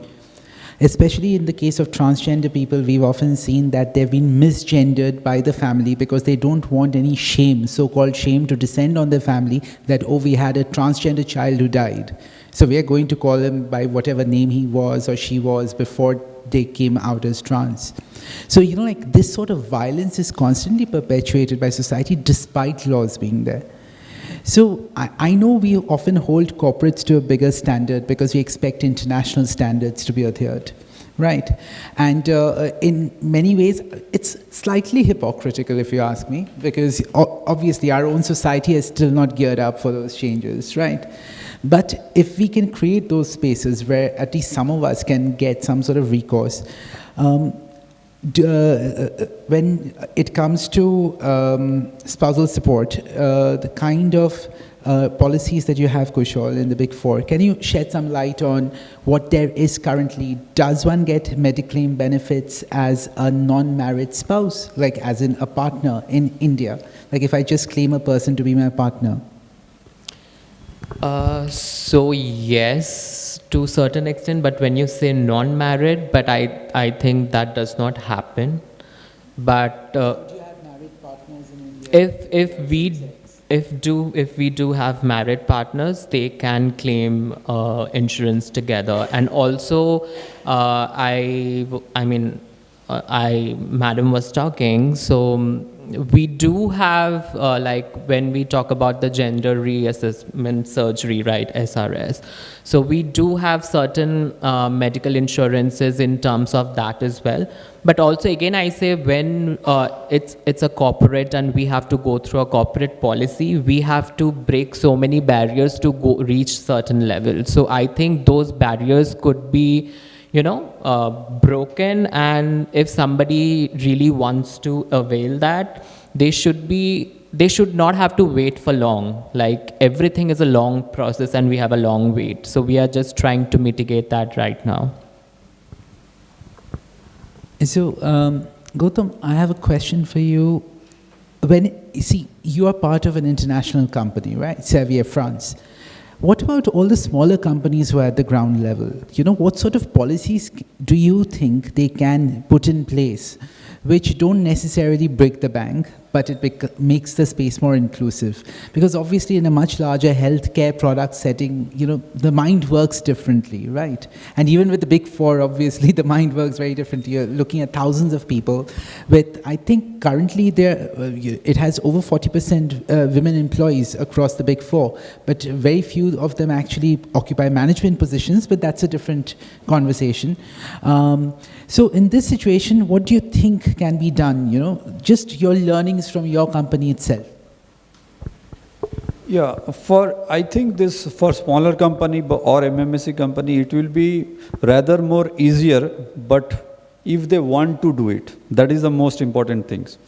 Because the maybe regulations and all those, whatever they're there, as Kushal is saying, there's corporate systems are there, laws are there, protocols are there, we have a lot of SOPs are there, we have to follow whenever we recruit anybody or to for this inclusion. But for MMSC, I think that will be more easier, but difficult thing is their mindset again. If they want to take them, maybe regulations are bit not that stricter than bigger house or various corporate house here. But only thing there, it's linked with the social mindset actually. Whether that's particular company, that particular, whether they are ready to take that particular trans persons, or they are, whether they're willing to do something on that. Because as a corporate, we are ready, we are willing. And as I say, our background is from MNC house, we are open, we don't have that mind block. Oh, this is from transgender, this is woman, men. And we have a clear policy regarding this Mediclaim and this, whoever is employee, everyone should get and must get. That is in our SOP only. So that is not a problem for us to implement something. But yes, for partner, that there is a gray area till now. There is no clear-cut policy. Maybe a lot of in future it will come up. And this is true in our other country. There is a clear-cut policy because their country's rules are different. So there is a clear-cut policy. So that is very much possible in smaller companies, what you say, but their mindset first need to change. For that, lot of things I think need to be done. Only then they will come up and do this inclusion in their organizations. In a country where we are still divided by vegetarian and non-vegetarian, I think there's a long way to go before we get there. But, all of you in this room, obviously we are all friends, allies, members of the community over here. If we could spread this word further and further with the people who are ignorant but curious, not necessarily the ones who are trying to throw stones at us, but I think, the more dialogue we create, I think the better it will be for the next generation at least, for inclusion. Yeah, I just want to, it is a very important point you have raised, Devajyoti, because when I got from my company, got invitation to speak here, a lot of my colleagues are asking what is all about. So after this meeting also, we have our internal meetings in the scheduled next week, national meeting was there. I know everybody will ask me, and this is a good opportunity to spread this things also. So somewhere we have to start, and only thing, mindset should be clear. These people are same, equal opportunity, they should get. And there are a lot of people, lot of companies, lot of people ready to support. Only thing, things should be spread in a broad scale, larger scale. These types of meeting is very much encourageable, or maybe in the larger scale if it is possible. So only thing, rest things will come up, like insurance, facilities, benefits, that will automatically come. That will not a bigger challenge what I see in bigger companies. But this mindset, changing the mindset is the most important thing I feel in this aspect. With that, I would like to open the floor for some questions, if that's okay. Wow, we have a lot of hands up. Can I start with the back and then come to the front? I see 1, 2, 3. Okay, 1, 2, 3, 4, 5. All right, I'll take these 5 questions, after which I don't think we'll have much time left. So, Mua, do you need the mic? I don't have a question, but I just wanted to just tell, when we were talking about gender-neutral washrooms, right? I had the fortunate thing of being in a real estate conversation about health and safety, and I did bring this up because I think all realtors needs to put this as part of their blueprints, because a lot of people, they are tenants in these buildings, and these buildings, now the building laws should get amended to the Transgender Protection Act and ensure there's always a gender-neutral toilet. If there's a factory being built, it should be built in. And so that's what we have to keep pushing our real estate teams to do that.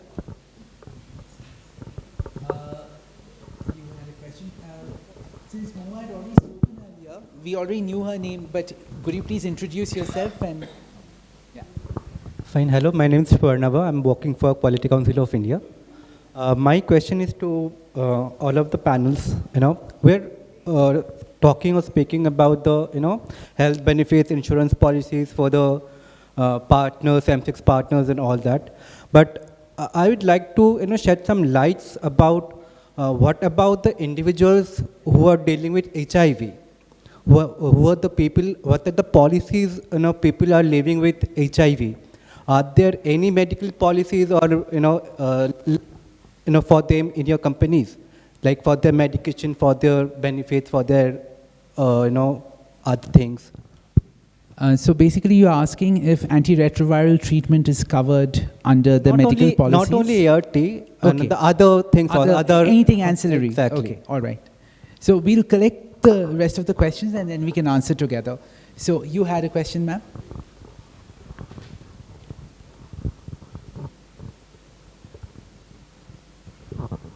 I'm Suman Sood, Director BD Memorial and also part of the CSR committee of BCCI. So I have a question for you, sir, Mr. Bose. You mentioned about social changes, like the mindset should be changed, which is very true. Without changing the mindset, we cannot achieve anything. And I would like to know if there is any kind of a roadmap you think which is there for changing the mindset, because it will not be overnight, definitely. So if you can just throw some light on that. Thank you. Who's next? Ma'am.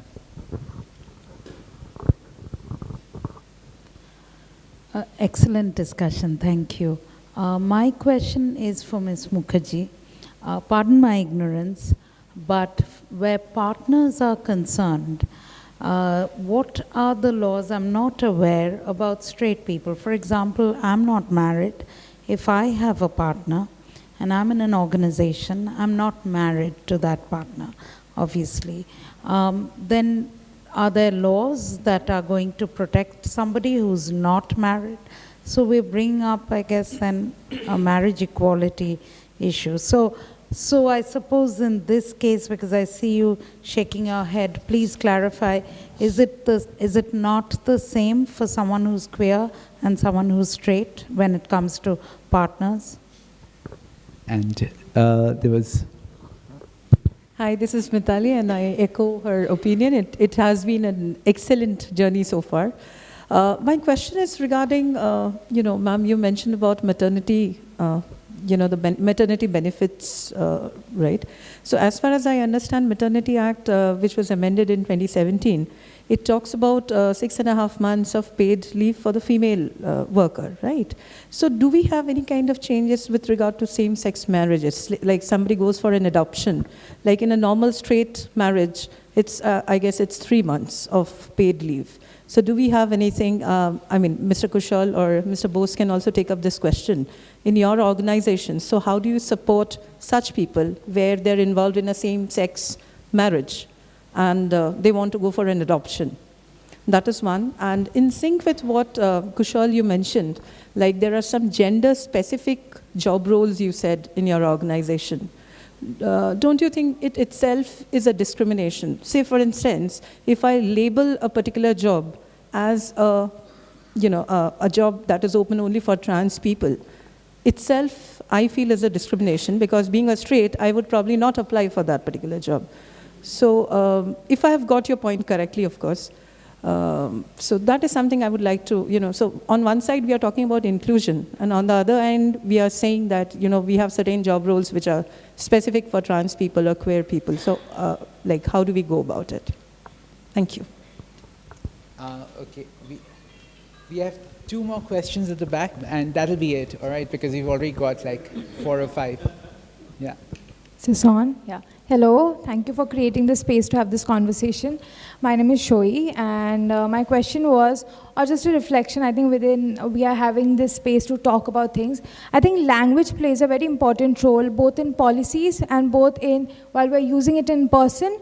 So when we're talking about trans people, we can refer to them as trans communities. If we are talking about the community or trans persons, our transgender is not the very it's very deductive. It becomes very difficult to sit as a trans person in the audience and hear this. So maybe being a bit more mindful about the language, and about another thing about affirmative action.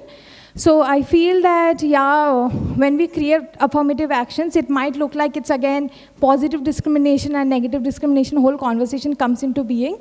But what do we feel about that when we're talking about affirmative action? How do we separate it from discrimination? Hello. My name is Rudra, and I'm an advisor in Bridge. So my question, I have 2 questions, basically. First one is that when we are talking about a transgender person or transgender community as being given a chance in corporates specifically for skill building, and which kind of transgender people are we talking about? Are they the ones who are holding an identity which says that I'm a transgender person? And what happens to the non-binary person who doesn't have such a identity card? Because I think we have been talking about the Transgender Protection Act. What NALSA judgment said is that we can self-identify as whichever gender we want to, which has been taken away by the Transgender Protection Act. And it specifies that you have to have an identity card to basically say that you are a transgender person. So that was one question that I wanted to ask. The second question that I want to ask is that without an anti-discrimination law, which is in, we don't have it. We don't have it in the Indian legal system. Without that, how does a person prove that that person has been discriminated against in a workspace? Like, there are enormous number of cases where people have been discriminated just because of their gender and sexuality. They have lost their jobs, they have been bullied, they have been of course discriminated against in spaces which is not just the workspace but outside that, like in parties where they have been exposed to jokes and very sexist comments and other things. But my thing is that how does one appeal? How does one go ahead and appeal if there is not a law present? Are there any legal recourse to be taken? Okay, thank you for all your comments and questions. Which side should we start with? Okay. So, Madam is asking regarding the roadmap, how to change this mindset. It is a big task, very big task, and multifold approach should required to change these things which is going on for years actually. So the best thing is you need to grown up the future generations like that. Like in every school there is sex education is mandatory now.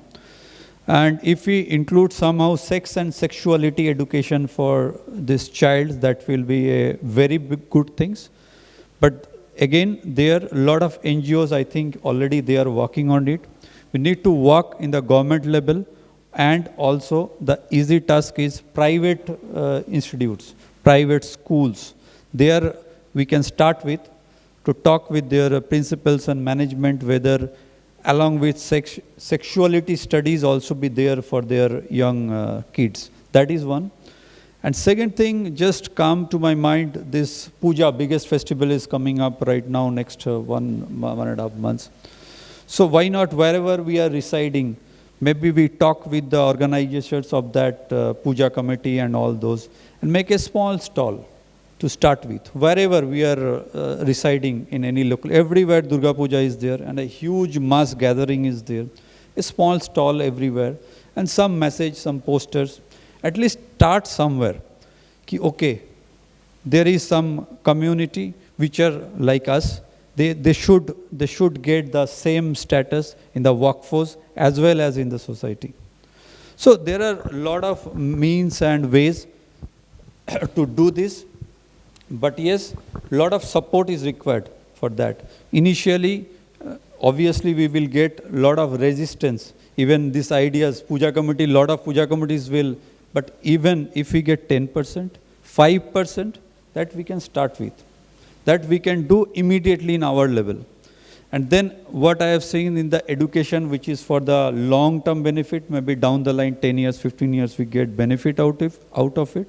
For that, long-term policies are required to approach them, approach in the government sector, as well as easy to tap the private sector, private schools, other, if we implement even same 5%, 10% of their school, we can start with. Because, look, I am almost 50 years of old. My generation's changing mindset is bit difficult. But if you change the mindset of young kids, this is very easy for our next generation. It will easily come up. So that way we can start with. In fact, we need to start somewhere. So these are few ideas, and I think a lot of people are there. If one idea come, we can brainstorm and make a concrete roadmap so that we can go with it. But yes, multifold strategy is required. Only one thing will not break this stigma which is going on for years actually. So this is answer. Before I begin speaking, so definitely when we are talking about certain topics, certain sensitive topics, we have to be very mindful of the language we speak in. So even I'm a part of the LGBTQ community and I'm openly gay, but many a times I have done this mistake, it's a human error, that I have misgendered someone. So whenever we are talking about, like it was said, whenever we are referring trans folks, I do believe that as humans, we make such certain mistakes, but at the same time, I think we can be mindful and apologize. There is nothing wrong to learn. So we are all learning and evolving every day. So that would be the first thing. And to answer ma'am who is sitting at the front, what I said was that there are not, I did not specifically mention about transgender folks being confined to a certain role, but as we were having this discussion, there would be many people or trans folks who would be applying for certain jobs who are not qualified at that level. Like we do expect a bare minimum of, standard 8th schooling, but for many trans folks who are coming from the indigenous lands, they are not that well learned. So what we are doing is we are trying to upskill them, and we have created certain employment opportunities for them, like certain roles we have opened it up specifically for them so that, they can take up space.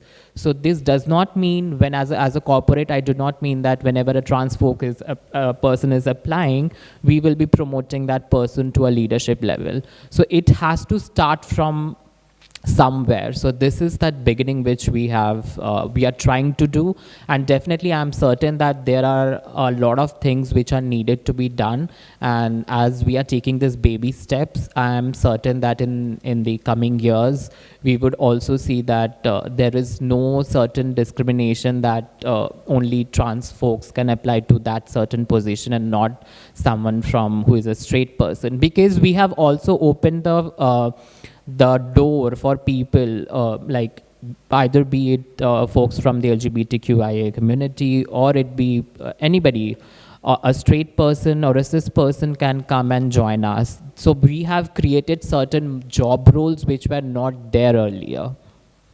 So we have just opened the doors. Correct. So now coming to the medical insurance part. So in corporates, we do not have medical insurance in terms of specific illnesses. But when I believe that as we have started to cover certain, certain cases, like either it be HIV or it be the gender reassessment surgery, I believe if you have a supportive management and if you could take it up to that level, certain things could be achievable. But also at the same time, this is a time this is a time-consuming thing. So. This is a time-bound, the approval process and all. So if you have a supportive management and when you're trying to come up with certain inclusive policies, we do not specifically cover in terms of specific diseases or illnesses, but if somebody wants to and they are open and comfortable in sharing with, I think our management would be supportive. Add on to this particular topic, it's any additional rider like HIV or cancer, whatever, it's not there in the corporate insurance and also not in personal insurance also. If we go for a personal insurance, you have to take rider with additional sum assured. So there is no discrimination, but in corporate insurance, there is, in our company, this is a fixed one, no additional things is there. But it is not related to discrimination, it's for everyone actually. So basically anything that comes up chronic will be covered. Okay. Unfortunately, we don't have, even for the straight people, if they are not married, no provident fund, no insurance and all, it's not. Another question? Anti-discrimination. And for that, policies are required. What I feel that employee resource, what they say, employee resource something. ERGs, right.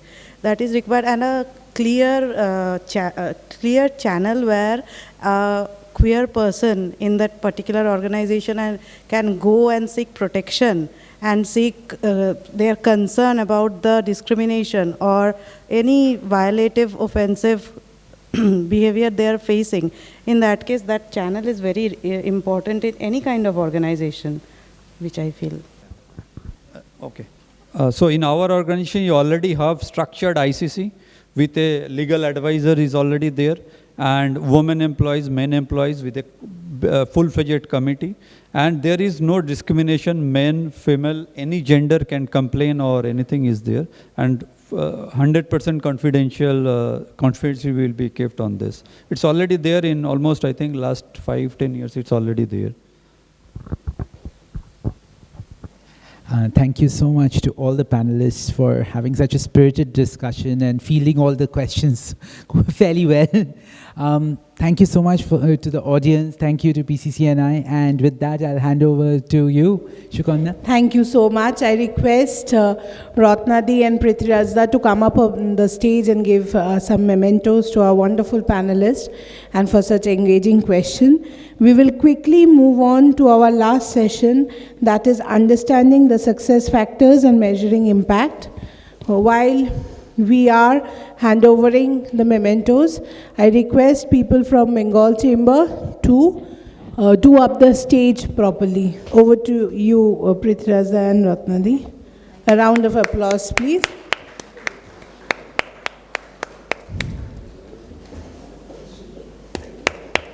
Thank you so much. Ratnadi, come for a picture opportunity. Every panel, every minute is being videographed and lot of clicks are going on. So all the speakers will get their pictures, no issues.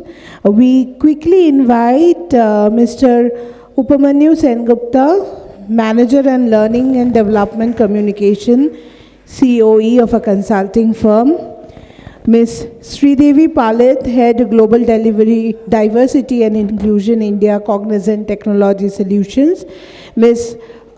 Aritra Chatterjee, Senior Applied Behavior Science Consultant, and Ms. Shohini Boral, Junior Associate of Tata Steel Limited, to be on the dais.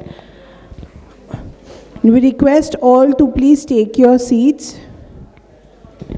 Here, I called her. Ms. Shohini Boral, Junior Associate, Tata Steel Limited.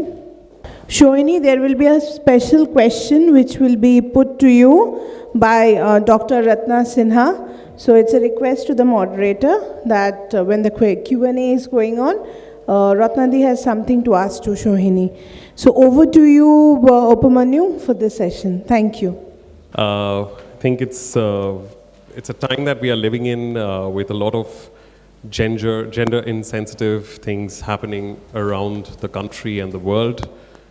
It's also a dark time, but at the same time, we are trying to find a ray of sunshine somewhere. Hi, I'm Upamanyu Sengupta. I am very deeply invested in LGBTQ plus sensitization, helping the community. And yes, I also would like to call out one thing. Some of you or none of you may look out for me on LinkedIn, but I do work at PwC. But I would just like to clearly call out that whatever I say on the stage, those are my personal opinions, and that is nothing to do with PwC, and that has nothing to do with the policies of PwC. With that, it's a very, very interesting and a very important discussion that we are going to head towards. And this is about real factors and success, right? Over the years, corporates, consulting firms, Big Fours, industries, and the bigger companies which have multinational representation through the world, they have, of course, implemented multiple policies around LGBTQ plus inclusivity, DE&I, which is diversity, equity, and inclusion, which includes women, it includes people with disabilities, and also intersectionality between all these different DE&I groups. I've of course worked with Sridevi before in the past at Cognizant, and of course I'm so happy to meet you both, Aritra and Shohini. The idea of this session is, this particular discussion is, once I start asking the questions, we also want to understand what's next, right? What is there for us, what's missing, and what we can do more. So I'm also requesting our audience, people who are out there, also to think about what are the different things that we are missing out and how we can help, not just big firms, but also the MSMEs in smaller industries. With that, I would just like to first ask Sridevi a very important question. Of course, I know at Cognizant, I've been a part of the DEI group Embrace, which is for LGBTQ+. And I know that there has been a lot of, in fact, congratulations for winning 2 successive years at the IWEI and also getting the ERG Group of the Year last year. But at the same time, are we also measuring, I know that there are hiring, inclusivity, equity that is happening, there is also retention, etc. But how are we measuring that, and how is that also translating into business decisions? Over to you. I think it's a great question. I think one thing that we have to recognize is inclusion is not something that has to be done separately. You don't need to dedicate a day or a week and say, this is my inclusion week, I need to be inclusive. What is important is you embed it at every point, every touch point of the talent life cycle. Now, once you do that, that's one step. The second thing is it has to be embedded into the business language. So today, even, you look at all the large organizations, wherever each of us belong, in some pockets, you will still find people thinking that it is a HR initiative. This is this DEI group which is invested in doing this. Who really has the time to spend? We've got our business to work for, right? Now, the problem with that is when it becomes a HR initiative, you are missing the bigger picture of the benefits of pushing through inclusion and what it does to the business. Call out to all organizations, and we're learning. Inclusion is a journey, so we're also learning. It is a business imperative. So it's important to hold your leaders accountable for the behaviors, how they're leading the team. So in the organization, again, what I'm saying is not very specifically to the organization, but I'm going to touch upon where I am talking of cognizant. Here, from our executive leadership down to everybody, even the people managers are held accountable for what they do. A portion of their benefits that they get, the executive committee that they get, is related to how the diversity goals. So the diversity goals at the senior management level, it's embedded into their performance management. Now that's one step that we've taken. There's a lot more that needs to be done, and I know some of our big fours also have things around index, etc., etc. So you absolutely have to hold everybody accountable, measure it, measure the progress. Otherwise, it still remains a check in the box, nice to have. We'll come to it one fine day. Thank you so much, Sridevi. But there is this one thought that always comes to me, and I'll share this one experience with you and with everyone here. My colleagues who identify as members of the transgender persons community, of course, I'm not going to be vividly talking about who they are and how they identify, what gender they identify, etc. But while we were talking about gender-neutral toilets at our offices, which is very much present in all cognizant offices across India, I've also heard that they feel scared to enter the toilet because they might be just shamed for entering the toilet. Now, the reason why I'm sharing this story is not because what are you doing about it, but have employees been able to come up to the HR to raise these concerns? And do you also have a list, like we have POSH, right? But while POSH strictly defines it for women, there is discrimination happening at random with gays, lesbians, transgender persons, queer people at large. So do you receive complaints? Are we measuring these complaints? What actions are taking place? So could you share some light on that? So what we have, our whole ethics and compliance policy, that applies to everybody, irrespective of what your orientation is, what your sexual preference, race, caste doesn't come into the consideration, but everything, right? When I say everything around the globe, it's considered. So if there is a discrimination, it's a no tolerance, no retaliation policy that is followed. So if somebody feels the retaliation, they can absolutely bring it up in, it could be confidential, or if they want to kind of show up, it's really totally up to the employee's choice, but they can bring it up. That's one formal channel that you have. The second channel, which you did touch upon, and Moha, I know you were instrumental in establishing it, our Embrace, which is our community for LGBTQ plus community, we call it affinity group intentionally, not ERG, because affinity just brings that sense of belongingness.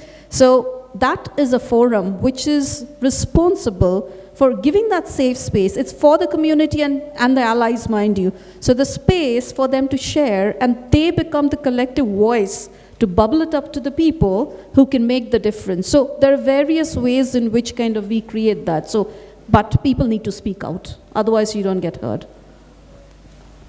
Thank you so much, and that is where I'll also let the other speakers also talk about that. People need to speak out.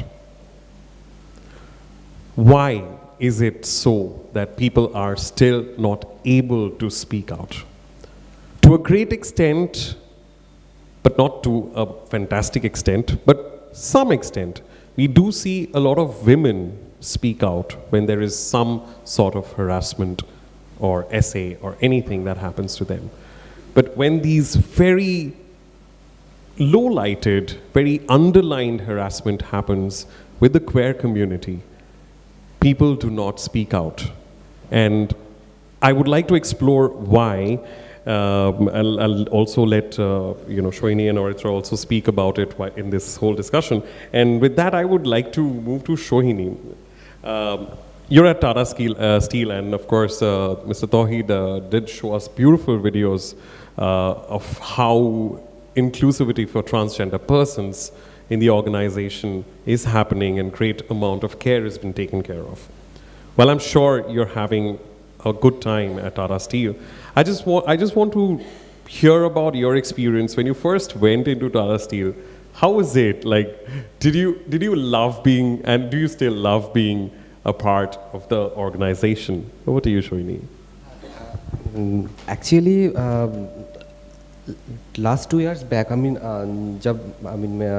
first যখন আমি যাই actually, so till date of the I never felt that I'm become a different community or actually আমি trans বা সেখানে আলাদা করে কোনো রকম কোনোভাবে ট্রিট করতে হবে with me. I never felt because all my colleagues are they are so much familiar with me, with friendly, and কখনো আমাকে ফিল করেনি যে you are coming from a different community or they are cisgender, I am a trans person, so সেখানে কোনো রকম কোনো differences আছে বা রয়েছে I never felt actually মানে আমি অ্যাটলিস্ট করিনি মেবি আই এম প্রিভিলেজ আর আই এম লাকি কি আমি এরকম কালিগস পেয়েছি বা এরকম ওয়ার্ক কালচার পেয়েছি it's my I don't know but কি but I am really very lucky so that's indeed a very endearing সত্যি এটা শুনেও ভালো লাগে যে কাউকে আলাদা করে ফিল করাতে হয়নি যে তুমি আলাদা আর তার জন্য তোমাকে আমি স্পেশাল ট্রিটমেন্ট দেবো ইনফ্যাক্ট আমি অরিত্রার সাথে কিছুক্ষণ আগে এটা নিয়ে গল্প করেন Aritra also share a beautiful experience about special treatment additional treatment I think এটাই আমাদের ফস্টার করা উচিত ওয়াইল we are doing that Saini তুমি যদি আমাদের সাথে সবার সাথে শেয়ার করতে পারো দুটো জিনিস যেটা তোমার মনে হয়েছে যে হ্যাঁ তোমাকে আলাদাভাবে দেখা হচ্ছে না but at the same time আমরা সেটাও জানি যে একটা সোসাইটিতে আমরা যেরকম বাস করি আমাদেরকে আলাদাভাবে দেখা হয় রাইট আমিও একটা ওপেনলি গে পারসন রাইট এবং আমি যেখানে গিয়ে আমি ওপেনলি কথাটা বলতে আমি দুবার ভাববো যে আমি এই এনভায়রনমেন্টে আমি কোন এনভায়রনমেন্টে আমি ওপেনলি বলতে পারবো but being a person, being anybody who's from the transgender person's community, I know it is not possible to hide it, right?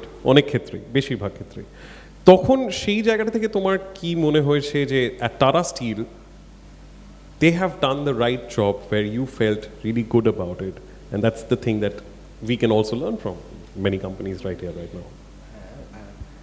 Actually যেহেতু আমি একটু ফার্স্ট থেকে শুরু করি ঠিক আছে ইটস বেটার যখন আমরা কোনো অফিসে যাচ্ছি বা আমাদের কোনো ওয়ার্কিং প্লেসে যাচ্ছি তখন আমাদের না শুরু হয় একদম যারা গ্রাসরুট লেভেলে কাজ করে তাদের থেকে লাইক সিকিউরিটি অফিসার বা যারা ওখানে পার্কিং স্লটে যারা থাকে তাদেরকে দিয়ে আমাদের শুরু হয় হোল জার্নিটা বিকজ অল আর দেয়ার যারা ওখানে আছে তারা প্রত্যেকে আমাদের জাজ করে যে তুমি কতটা মেয়েলি কিংবা তুমি কতটা পুরুষালী কিংবা তুমি কতটা মানে আদার্স লোকেদের সাথে তোমাকে আলাদা করে ডিফাইন করা যাচ্ছে কি না এটা খুব ভীষণ রকমভাবে জাজ হয় যেটা আমি অনেক সময় দেখেছি বাট সামহাও এটা আমার সাথে হয়নি বা আমি সেটা ফেস করিনি কিন্তু যেটা আমি বললাম যে স্পেশাল ট্রিটমেন্টটা তুমি বলছো সো সেটা হচ্ছে যে আমি কিছু জিনিস শেয়ার করতে চাই মানে কেন এটা আমার মনে হয় একটা খুব ডেইলিকার প্র্যাকটিস যেটা মিনস নট প্র্যাকটিস আমি বলবো যেটা ডেইলি আমরা করি সেটা হচ্ছে লাঞ্চ টেবিলে আমরা সবাই একসাথে বসে লাঞ্চ শেয়ার করি একটা ছোট্ট জিনিস 1 ঘন্টা টাইম লাঞ্চটা মানে আওয়ারটা কিন্তু সেখানে আমরা প্রত্যেকের টিফিন শেয়ার করে খাই এটা অনেকের কাছে ইটস এ সিম্পল থিং এটা ভীষণ সিলি জিনিস বাট আমার কাছে এটা অনেক একটা বড় জিনিস তার কারণ হচ্ছে কি যে একটা আলাদা কমিউনিটি থেকে একজন এসছে সেখানে আমার এইচআরও আমার সাথে বসে সেখানে আমার আদার্স যারা বিভিন্ন আমার কালিগ আছে তারা প্রত্যেকেই মানে আমার থেকে সিনিয়র তাদের সাথে বসে আমি একসাথে লাঞ্চ টেবিলে বসে লাঞ্চ শেয়ার করছি বা একসাথে চা খেতে যাচ্ছি বা রেস্টুরেন্টে কোনো সময় আমরা যাই আফটার অফিস যে চল আজকে একটু ঘুরে আসি সো সেক্ষেত্রে আমি না কখনো এই জিনিসগুলো ফেস করিনি মানে এটা মেবি বললাম যেটা আমি লাকি আর একটা হচ্ছে ধরো অনেক সময় কি হয় আমাদের অফিসের বেশ কিছু ফাংশনস থাকে সেখানে বেশ কিছু কালচারাল ইভেন্ট থাকে প্রোগ্রাম থাকে ফাংশন থাকে সেখানে একসাথে পার্টিসিপেট করা প্রোগ্রাম করা এবং একসাথে রিহার্সাল বগেরা এসবও করেছি আমরা সো সামহাউ মানে আমি আমার প্রচুর কমিউনিটির মানুষের কাছ থেকে শুনেছি যে তাদের ওয়ার্কিং প্লেসে বেশ কিছু তারা ডিসক্রিমিনেশনের সমস্যা হয়। একটু আগে তুমি বলছিলে না যে অনেকে হয়তো ভয়তে বলতে পারে না, এটার একটা কারণ, একটা সাইকোলজি কাজ করে, যেটা অরিত্রাও আছে, অরিত্রা ভালো হয়তো বলতে পারবে, যেরকম যারা ট্রান্স কমিউনিটির মানুষ যারা অনেক স্ট্রাগল করে আজকে একটা জায়গায় এসছে, যেরকম আমি আজকে অনেক স্ট্রাগল করে আজকে এই জায়গাটা এসেছি, হ্যাঁ। সো সাপোজ আজ গিয়ে কালকে বাদে পরশু আমার সাথে এরকম ধরনের কোনো কিছু একটা জিনিস হয়, ধরো এরকম হায়ার অথরিটির কেউ বা কোনো অফিসার বা যে কেউ আমার সাথে কোনো রকম কোনো মিসবিহেভ করে, আমার মনে প্রথম যেটা স্ট্রাইক করবে যে যদি আমাকে উল্টো ব্লেমটা দিয়ে আমাকে এখান থেকে বার করে দেয়, আমি কি আর এরকম একটা অপরচুনিটি পাবো? এখানে একটা না ভীষণ একটা মানে আনসার্টেন একটা জায়গার থেকে যায়, সেখানে একটা মানে সিকিউরিটি একটা মানে মানে কি বলবো, যেটার কোনো মানে গ্যারেন্টি নেই, সেরকম হলেও হতে পারে, এই একটা ভয় কাজ করে। বাট আমি সেগুলো এখনও অবধি ফেস করিনি, সেটাও একটা অন্য বিষয়। কারণ না মানে আমার ওয়ার্কিং প্লেসে আমার যে সমস্ত কলিগরা আছে বা আমার মানে স্যার বলো বা আমার ম্যাডামরা বলো, আমি অনেক বেশি মানে মানে কি বলবো ফ্রিলি ঘোরাফেরা করি আমার ফ্লোরে অ্যাটলিস্ট। আমি তো মানে যাই হোক সামহাউ আমি দেখিনি। Thank you so much, Shwini. In fact, এরকম কালচারটা ফস্টার করতে পারাটা, to be able to foster such a culture across all organizations, it's very important, and it's also vital that where people are not made to feel putting them into boxes, right? You are this box, you're that box. I'll treat this box in this way, I'll treat that box in that way.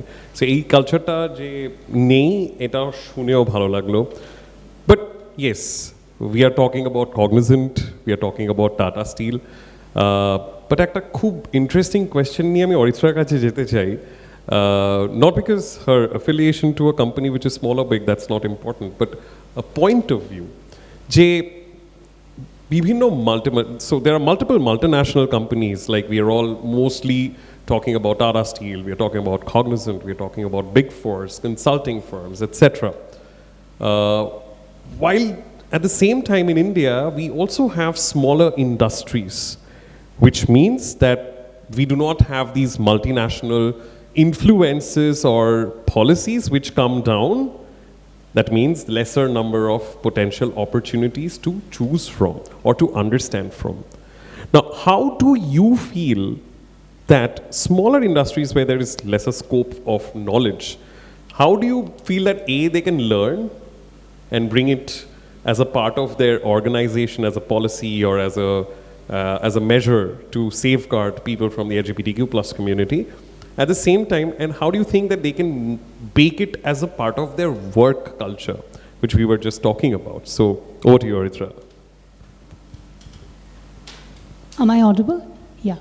So, my experience in working with organizations has primarily been at an entry point in my discipline where I have already completed sufficient education, because when I joined the startup where I used to work, I was already a licensed clinical psychologist by then.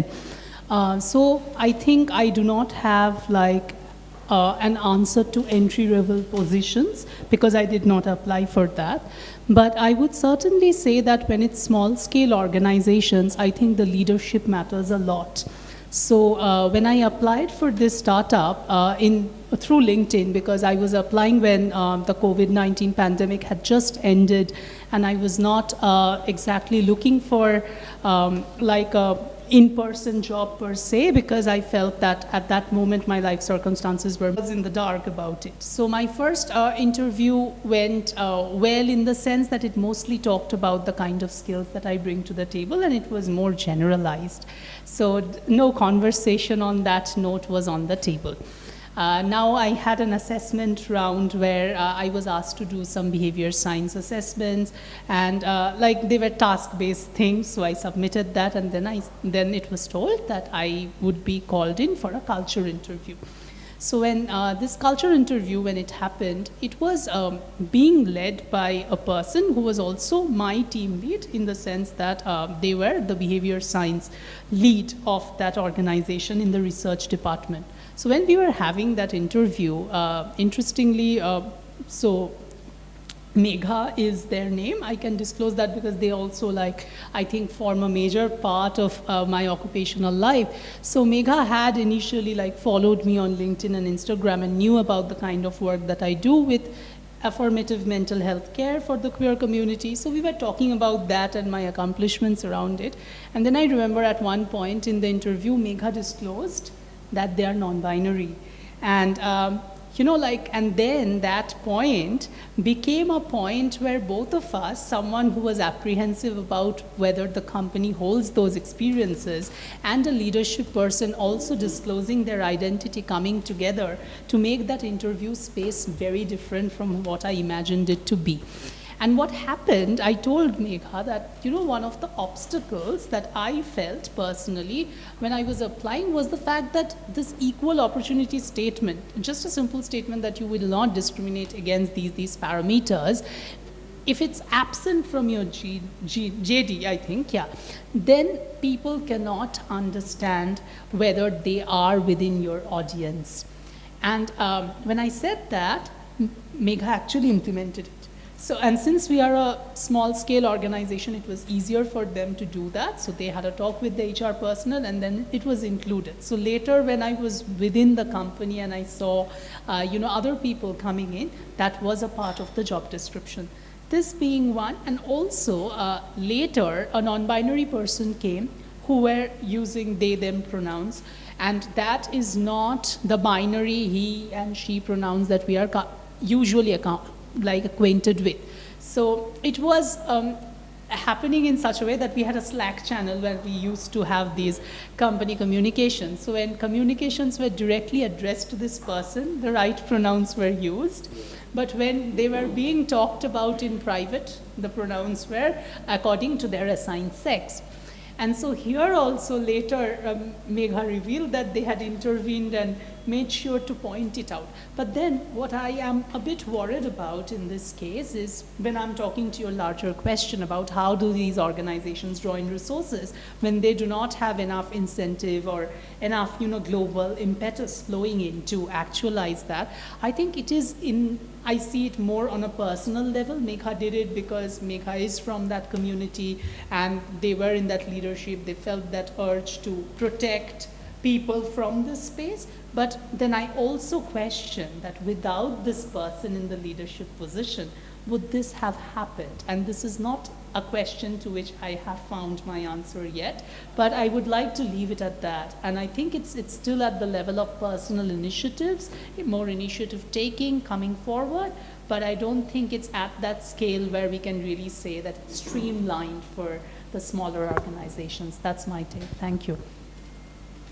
I think, thank you so much, Oritra. In fact, a part of my question, which I was going to ask, was how was your experience getting into your organization? But it's very, very important that we also address what Oritra just said, that this is a space we have to explore, we have to get into, and we have to know what we can do collectively.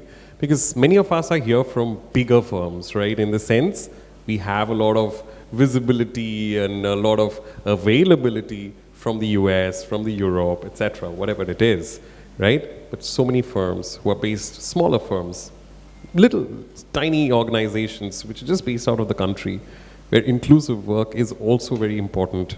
Let's try to explore what that. Now, I want to throw this question to any one of my panels and whoever wants to take it.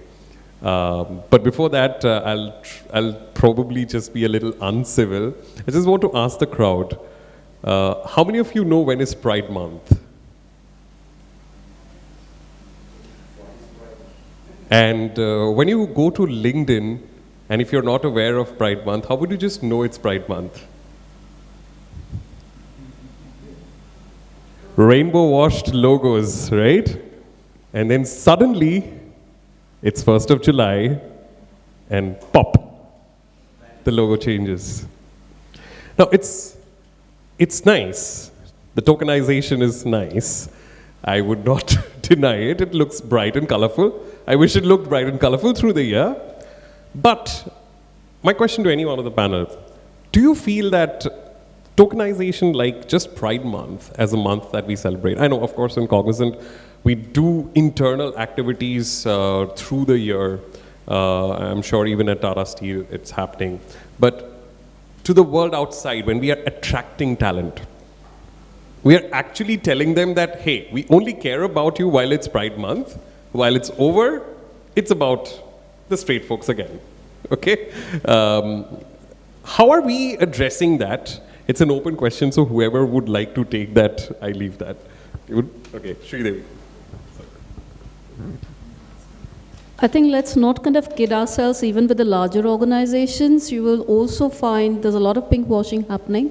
You will find the optics, which is what is being driven. It really kind of rockets up during the month, but after that it peters out. So you'll see all the rainbow flags, the balloons, and the rainbow cakes. Let's do this, let's do this, let's do this. So everybody's competing to kind of get that, photo op done. Rest of the year it does peter down. What we do, of course, and this comes from the experience that we've had, if you have the support system in the form of an ERG, it has to be an ongoing process. Doesn't have to be big bang. Because even when you do for International Women's Day, it's that one big bang that will happen. But it doesn't stop one from doing the smaller events, reinforcing it through the year. At a bare minimum, ensure that the awareness keeps on happening at all the levels through the year. So that doesn't need to stop. You don't need Pride Month to be having a plethora of programs or your awareness session. Awareness can happen any point in time. So why not continue those activities, which is not low scale, but it's still something very, very critically important. So absolutely, I don't think we need to kind of, think twice about not doing things and let's do it 1 month. No, it doesn't happen that way. Yeah, sure.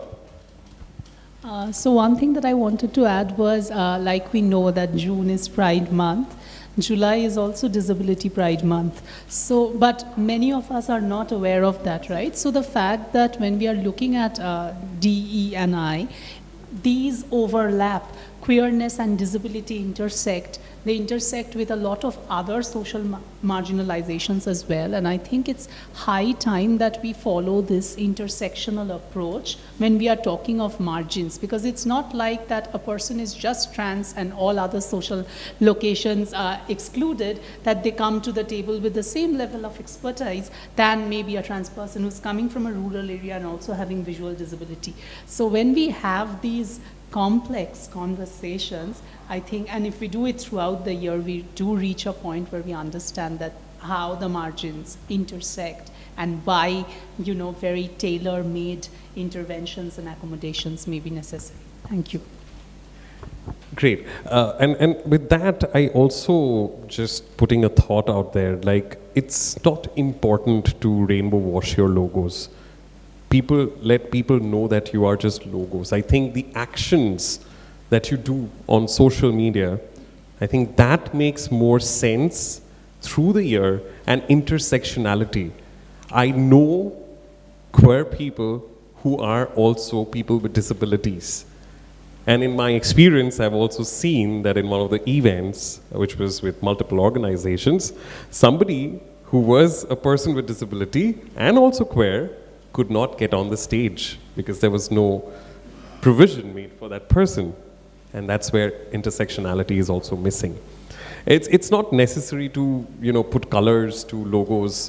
It's what I personally feel, because I think what actions you do is what represents your organization and what represents how you attract talent from all communities, whether it's LGBTQIA+, whether it's people with disabilities, whether it's women, and so many other intersections that we have in the society. I think it's more actions, more words. And my last question, and it's again a question for thought, it's okay. With all that we are doing good, right? What are the places, according to you, as people from different industries and companies, what do you think that there is one thing that is missing within your firm, within your organization, and also within the society, that we can do to build a better culture and better inclusion in the larger sense of workforce. So anyone would want to? Yeah, anyone?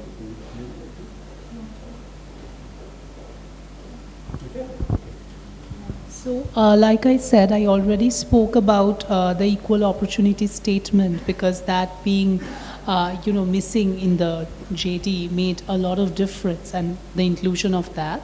I also feel that since, like I worked in a very small scale kind of space, I don't know if they could provide like insurance on health or stuff, but I think if we make respect common sense, that is something that I really saw the culture being driven by, names and pronouns displayed, being respected, and this continuous process of looking at culture in general, because we had these notion docs where we put our reflections on culture and how we want the company culture to be.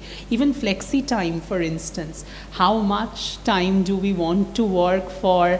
Do we want the weekends for free, or do we want to work 4 days a week? I think I got a lot of flexibility because I was juggling a lot of parallel things. It helped me a lot. And I think for a lot of women also, they are juggling multiple roles. I think in our society, women are burdened with household roles, office roles, and if you have flexible timings and all of these accommodations, I think it helps. So that is what I feel, that you have to continuously assess, reevaluate, learn and unlearn, and keep that process on and on, I think. Yeah. Thank you. I think Sridevi also wants to say. I think the equity part is something that is not often understood, or we don't even kind of focus on that. So while we are kind of looking at, let's meet the numbers, bring in people, etc., it very often becomes a revolving door. Because after a certain point in time, you're very happy that you've tick-marked, brought in X number of people from a community, but then you do nothing about it. So are we providing policies, etc.? It's an ongoing process. We cannot kind of pause and say that we've done everything that we have to. So I was last week, I was at one of the summit, NASCOM summit, and we did have a thought leader from the community talking of, are we not missing out the last leg of it? So we're stopping short of something that we could do more. So there's always realizing that there is something more that you can do, and don't be complacent about what you've achieved. Only then will you kind of push. Aritra, I think you raised a very good point around the workplace accommodation, flexible work. There's a lot that can be done. I think, even as an individual over here, as I speak in the role that I have, I'm constantly pushing that to happen. I'm making enemies, but that's okay, but that's really my role, to push the envelope, challenge the status quo, to ensure that you bring in those innovation and the processes change that have to happen to support everybody. Thank you. Thank you so much, Sridevi. And with that, I'd like to open the floor for any questions. So please, if there's a raise of hand, we would be able to know if there's any question or not. And also, I know, Ratnadi, you would want to... Ratnadi, if you want to ask the question to Shoini, please do. Yeah. Give a mic. Is there a mic? Yeah. Okay, the question to Sohini is that you are now working in a large MNC, and I probably anticipate that, coming to this role has not been easy. So what has been your life's journey? Maybe you can tell us briefly. And now coming to Tata Steel, what are some of those special moments which you, till these last 2 years, you would like to share with us? Okay. You can tell, the crowd is Bengali, Hindi, English, anything you can say. Journey, actually, being a trans person, যখন আমরা যেভাবে as a mail body যখন আমরা জন্ম নিই বা জন্মানোর পরে যে ধরনের প্রবলেমগুলো হয় বা যে ধরনের প্রবলেমের পরে আমরা বা আমি স্পেশালি যখন একটা টাইমে যখন আমি ফিল করলাম যে I am different from the others, I mean other cis men or cis women থেকে আমি অনেকটাই আলাদা. So যখন আমি আস্তে আস্তে বাড়িতে শেয়ার করলাম মাই আইডেন্টিটি, সো প্রবলেম হওয়ার পরে আমাকে বাড়ি ছাড়তে হয়, আমি বাড়ি ছাড়ি। বাট সামহাও এখন আজকের দিনে দাঁড়িয়ে আমার মনে হয় যে না, আই থিঙ্ক ওটা অনেক দরকার ছিল। তার কারণ তাহলে হয়তো আমি অনেক কিছু জিনিস ফেস করতাম না, বা মেবি আজকে আমি যেখানে দাঁড়িয়ে আছি সেখানে দাঁড়াতে পারতাম না। সেটা একটা আমার নিজের রিয়েলাইজেশন। বাট এবং তারপরে মানে বাড়ি থেকে বেরোনোর পরে ধরুন আর কি প্রচুর বেশ এনজিও বলুন বা সিবিওতে বলুন, যেখানে আমি কাজ করি with state government or central government or foreign funding, বিভিন্ন ধরনের ফান্ডিংয়ে আমি প্রচুর সিবিও বা এনজিওসের সাথে আমি প্রচুর কাজ করি। তো কাজ করতে করতে সামহাও অ্যাকচুয়ালি যখন আমি বাড়ি ছাড়ি তখন আমি গ্র্যাজুয়েশন করছি অন বিএসসি। সো যেটা কমপ্লিট হয়ে ওঠে না, just because of my family drop out as well as my college drop out. So যেটা গিয়ে পরে গিয়ে আমি আবার আমার গ্র্যাজুয়েশনটা কমপ্লিট করি, জাস্ট বিকজ অফ আমার সামহাও মনে হয়েছিল যে যদি আমি কোনোভাবে আমি আমার গ্র্যাজুয়েশন বা আমি আমার সার্টিফিকেটগুলো বা আমি আমার কোয়ালিফিকেশান আমি কমপ্লিট না করি, আমি একটা জায়গায় রিচ করতে পারবো না। আর সিস্টেম চেঞ্জ করতে গেলে তোমাকে সিস্টেমের মধ্যে ঢুকতে হবে। দ্যাটস দ্য অ্যাকচুয়াল জিনিস যেটা আমার আজ অবধি দাঁড়িয়ে মনে হয়েছে। কারণ না, ওপর থেকে দাঁড়িয়ে আমরা অনেক কিছুই বলতে পারি যে আমরা সিএসআর করছি, আমরা কমিউনিটিদেরকে আমরা মানে আর কি আমরা রিক্রুট করব। বাট অ্যাকচুয়ালি কী বলো তো, মানে যেটা আমার মনে হয় যে রাইটস বেস যে কাজগুলো হয় বা যে আমরা যে অ্যাডভোকেসি করি বা আমাদের যে ধরনের আন্দোলনকে যেটা আমরা বলি, আমরা তো মানে একদম গ্রাসরুট লেভেলে রাস্তায় নেমেও মানে আর কি আন্দোলন করেছি। আবার আমরা যেখানে আমরা এখন কাজ করছি তার কারণ হচ্ছে কি, সামহাও তুমি কোথাও না কোথাও একটা তোমার কমিউনিটির কাছে এবং তোমার সামনের যারা সিস কমিউনিটি যারা তোমাকে ডেইলি দেখছে, তুমি দুজনের কাছে না একটা এক্সাম্পল। তার কারণ তুমি হচ্ছে কি ফ্ল্যাগ বেয়ারার। তার কারণ তোমাকে দিয়ে যেরকম কমিউনিটির মানুষ দেখছে যে তুমি কতটা মানে আর কি ক্যারি করতে পারছো, তুমি কতটা নিতে পারছো, তোমার সামনের অর্গানাইজেশন বা তুমি যে কর্পোরেট সেক্টর বা তুমি সেটা বড় হোক কি ছোট হোক, যেমনই কোম্পানি হোক, সেখানে তারাও কিন্তু তোমাকে জাজ করছে যে if he or she eligible কিনা, যাকে আমরা তাকে কতটা শেখাচ্ছি এবং তারপরে সে কতটা ডেলিভার করছে, তাহলে আমরা আর বাকি 5 জন কমিউনিটির মানুষকে রিক্রুট করবো কিনা। ইটস আপ টু ইউ, মানে ইটস আপ টু মি, কে আমি কতটা শেখার পরে আমি কতটা আমার আউটকাম কি ইন দ্য আমার কোম্পানিতে, যে আমি কতটা ডেলিভার করতে পারলাম। হ্যাঁ, তো এই একটা বিষয় থাকে। তো আমার 10-12 বছরের সিবিও, এনজিও, সোশ্যাল সেক্টরের সমস্ত রকমের এক্সপিরিয়েন্স আমার ছিল, একটা লং জার্নি। তো যখন আমি ইন্টারভিউ দিলাম, আমি একটা অপরচুনিটি পেলাম এবং তারপরে আমি ইন্টারভিউ দিলাম in Tata steel metallics division. So আমাকে নেওয়া হলো এক্সপোর্টে, লজিস্টিক্সে, মার্কেটিং অ্যান্ড সেলসে, to prepare the all documentation. So আমার কিন্তু কোনো রকম কোনো এক্সপিরিয়েন্স ছিল না, to be frankly speaking. No experience actually, because আমার কোনো রকম কোনো কর্পোরেটে আমি এর আগে কখনো জব করিনি। কিভাবে এগুলো মানে তৈরি করে বা এই মানে ইনভয়েসিং কি, just for an example, like এত যে মানে এক্সপোর্টের এত ডিফারেন্ট ডকুমেন্টেশন মানে আর কি থাকে, সেগুলো কি, কেন, কীভাবে কী হয়, আমি কিছু জানতাম না। সো আফটার 6 মান্থস, যখন মানে প্রভিশন পিরিয়ডের পর যখন আমি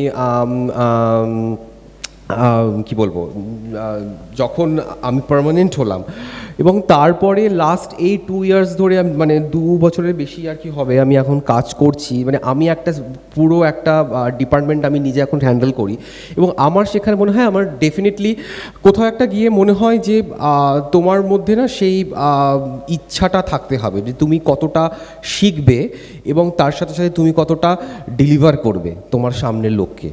তো এই একটা বিষয় থাকে। তো এবং আমি রীতিমতো এনজয় করি, এবং সেক্ষেত্রে আমি কেন বারবার করে বলছি, কারণ আমার যারা কালিগস আছে তারা আমাকে ভীষণ হাতে ধরে কাজ শিখিয়েছে, যে কতটা কী করবে, কতটা কী শিখবে, বা কীভাবে কাজটা করতে হয়, এবং বিষয়টা নিয়ে আমি এখন অনেক বেশি মানে কী বলবো, অনেক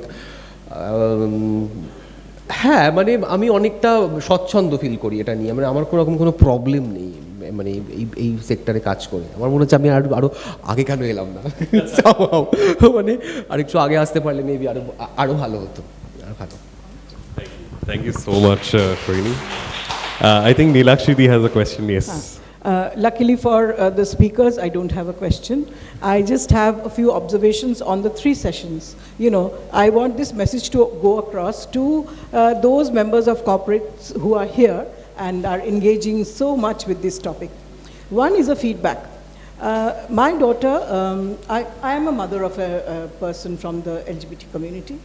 My daughter was trying to live with her partner outside of our house, and in those days, she found it a little difficult. They first, I think, shared an accommodation with another girl, okay, another cisgender girl, so that, you know, it appeared as if, you know, they're just 3 girls sharing an accommodation. Probably they needed that confidence to go out into the world as a couple and live independently. They were very young.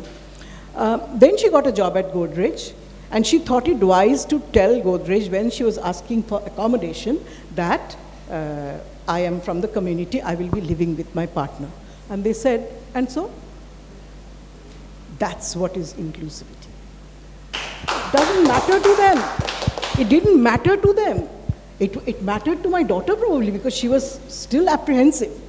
But that gave her so much confidence, you know. Yeah, that's one. That was related to the first session, yeah? Inclusivity, onboarding, HR, etc. The second one is related to a very close friend of mine, you will probably all know him, Harish Iyer, when he joined Axis Bank. And what happened? I'm sure Harish will not mind my sharing this. I'm sharing this without his permission. Harish has since joining Axis Bank, moved out into the binary space. They like to dress as, you know, differently than before. Maybe wear a earring, maybe wear a dupatta, maybe wear a skirt. And his boss, the lady who has entrusted him with a lot of work in the organization, commented on it one day. Why don't you dress as you are? Why don't you dress as yourself? Do you. That's when he had the confidence to start dressing appropriate to the occasion, of course, appropriate to the organizational requirement, but more feminine than he was doing. I mean, he was perforce wearing, you know, shirt and pant and going to work, feeling extremely uncomfortable probably.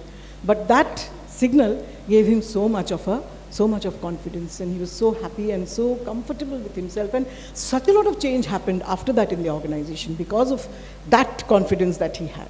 So that's another way of doing things, you know, where you have to engage with very proactively with the state of mind of that employee of yours, that person whom you've recruited with so much care and want to make happy and want to talk about in spaces like these about having, you know, inclusive policies and DEI and all that. As a mother, I'm speaking both of these instances. Again, as a mother, I'm speaking of the last one, the toilet issue, okay?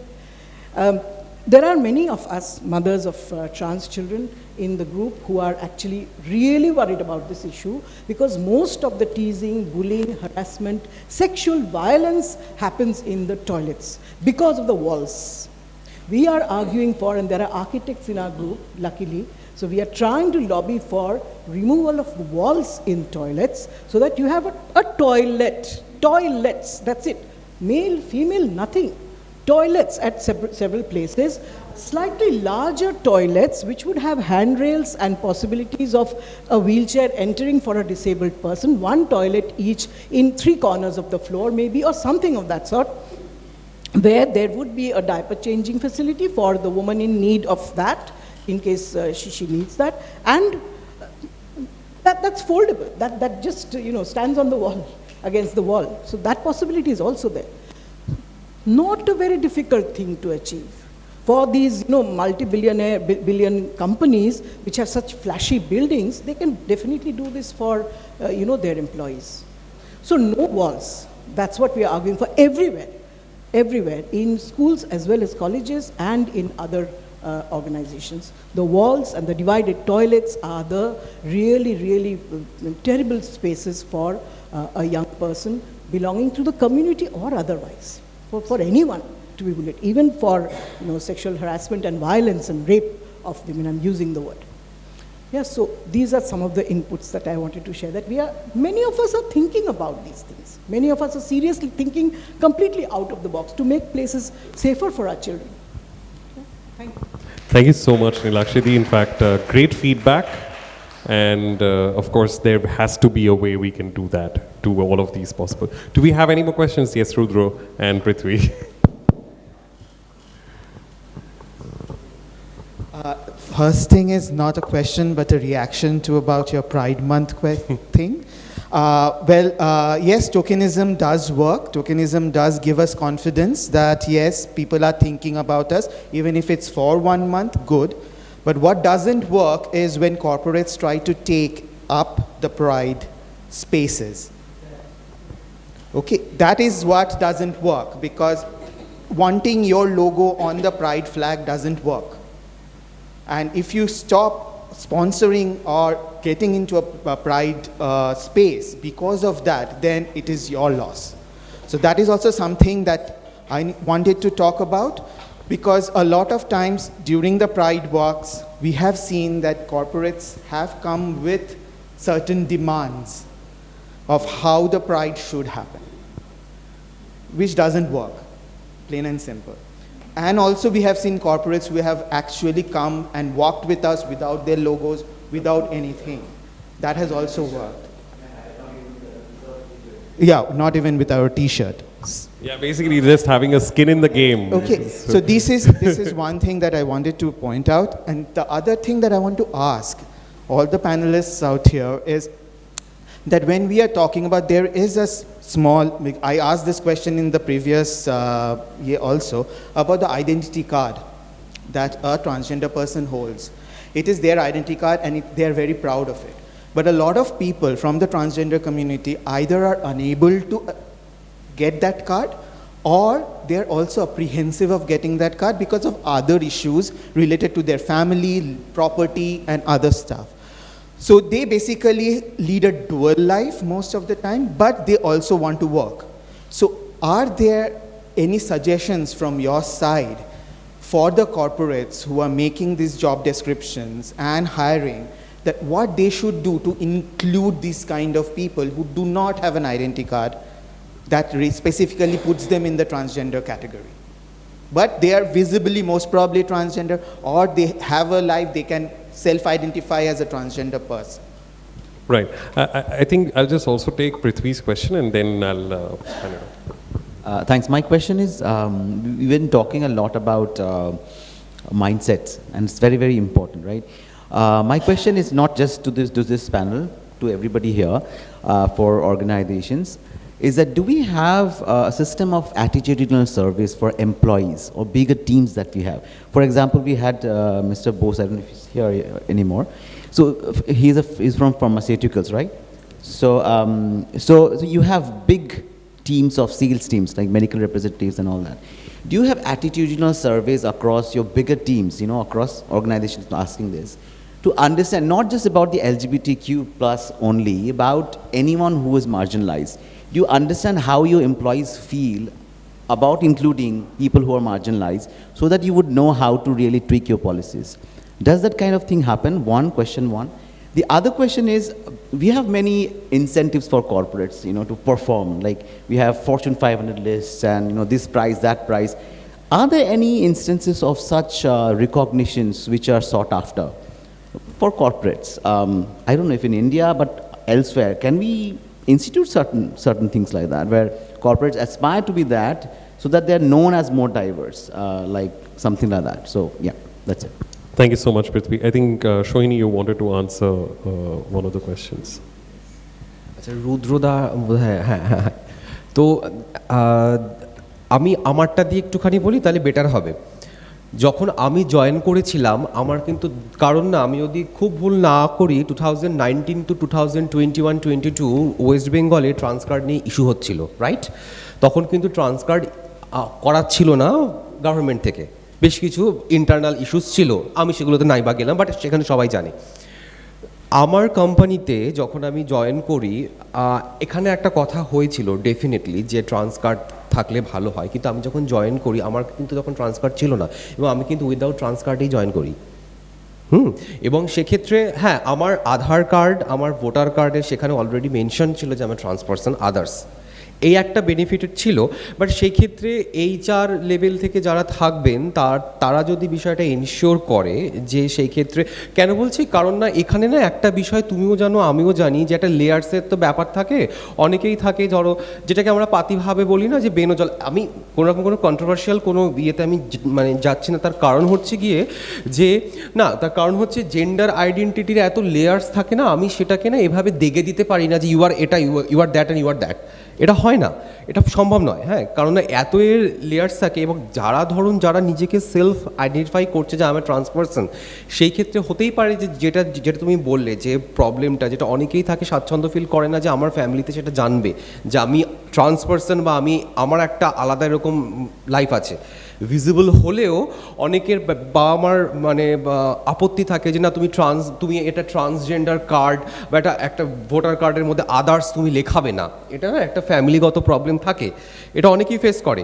তো সেই ক্ষেত্রে মানে একটু মানে আমি বলবো এখানে কোম্পানিজে যারা আর কি মানে আর কি রয়েছেন বা আছেন, তাহলে সেক্ষেত্রে আমার মনে হয় HR লেভেল থেকে যদি সেই জায়গাটাকে একটুখানি দেখা হয়, তার কারণ হচ্ছে যে মানে অনেকগুলো জিনিস নট অনলি সির্ফ যে একটা কার্ড থাকে, এরকম হতেই পারে যে তার আদার্স যে ড্রাইভিং লাইসেন্স বলো আর তোমার আদার্স যে কার্ডগুলো থাকে সেখানে মেনশন নাই থাকতে পারে বা থাকে না অনেক সময়। আমারই একজন কলিগ আছে যার ছিল না বা যার এখন অবধি হয়নি, বাট স্টিল সে কিন্তু এখন অবধি ট্রান্স কার্ড জমা দেয়নি ইন মাই কোম্পানি, বাট সে কিন্তু এখন অবধি চাকরি করছে ভালো রকম বহাল, তো মানে ইয়েতে মানে সে এখন অবধি কোনো প্রবলেম ফেস করেনি অ্যাজ সাচ। হ্যাঁ, সো এই একটা বিষয়। I think cardটা যে দিতে হবে, at least I can speak for some companies like us, you can still be hired. The card is not really a requirement, right? It's a self ID. So you can be hired, you're coming in as an individual, it's really your choice. If you wish to kind of self ID as a transgender, then of course that card and the documentation comes in, but it doesn't stop the organization from taking you from the community. So we will have people who are from the community. They can be using any pronouns, not use any pronouns. They may not identify, when you have to put the gender, they may not even say not disclosed. They may even choose to identify with any other. So there's no binding to, just because I'm a transgender, I have to have a card. It's your choice if you wish to, then you have to have an identity. So that's how it really should work ideally. True, I agree. And also to answer Prithvi's question, anyone would like to? Yeah, you have a question? Oh, okay. Great. We have speakers in the audience. So, hello, I'm Anchit Kumar. I work in the HR team at Tata Steel.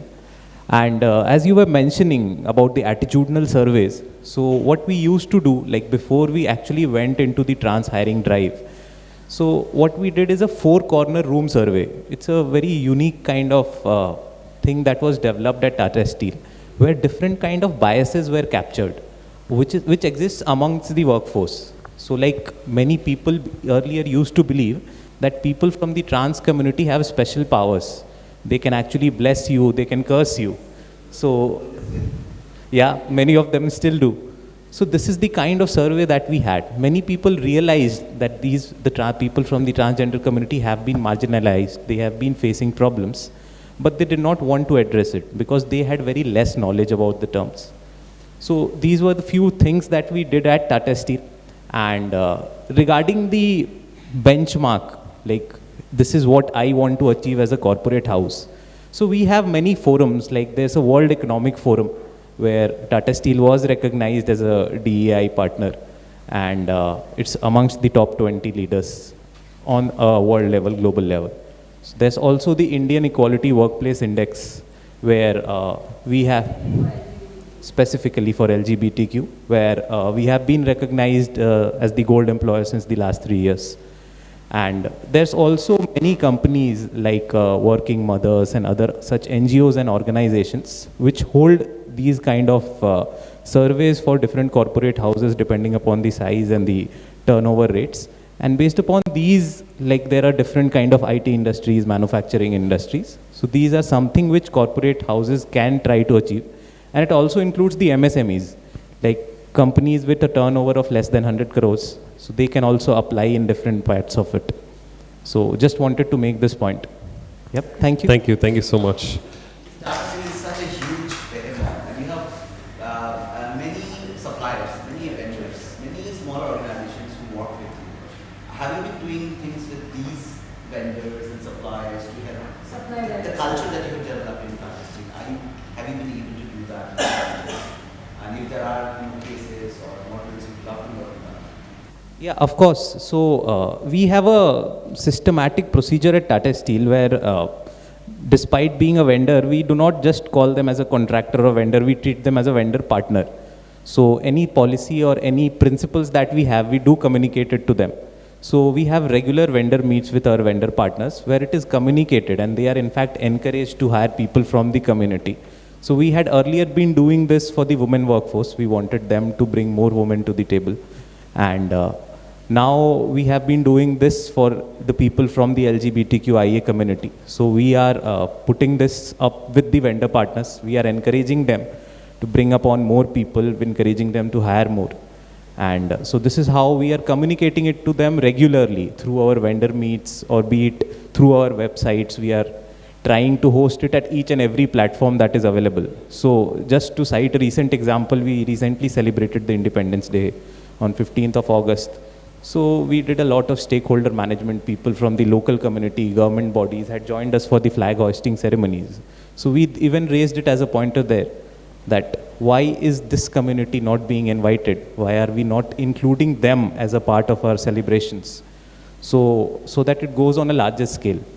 This is how we put it. We make sure that at each and every platform, it is made a point and we publicly announce our diversity targets so that it encourages small corporate houses and other vendor partners to realize the fact that diversity is an important term.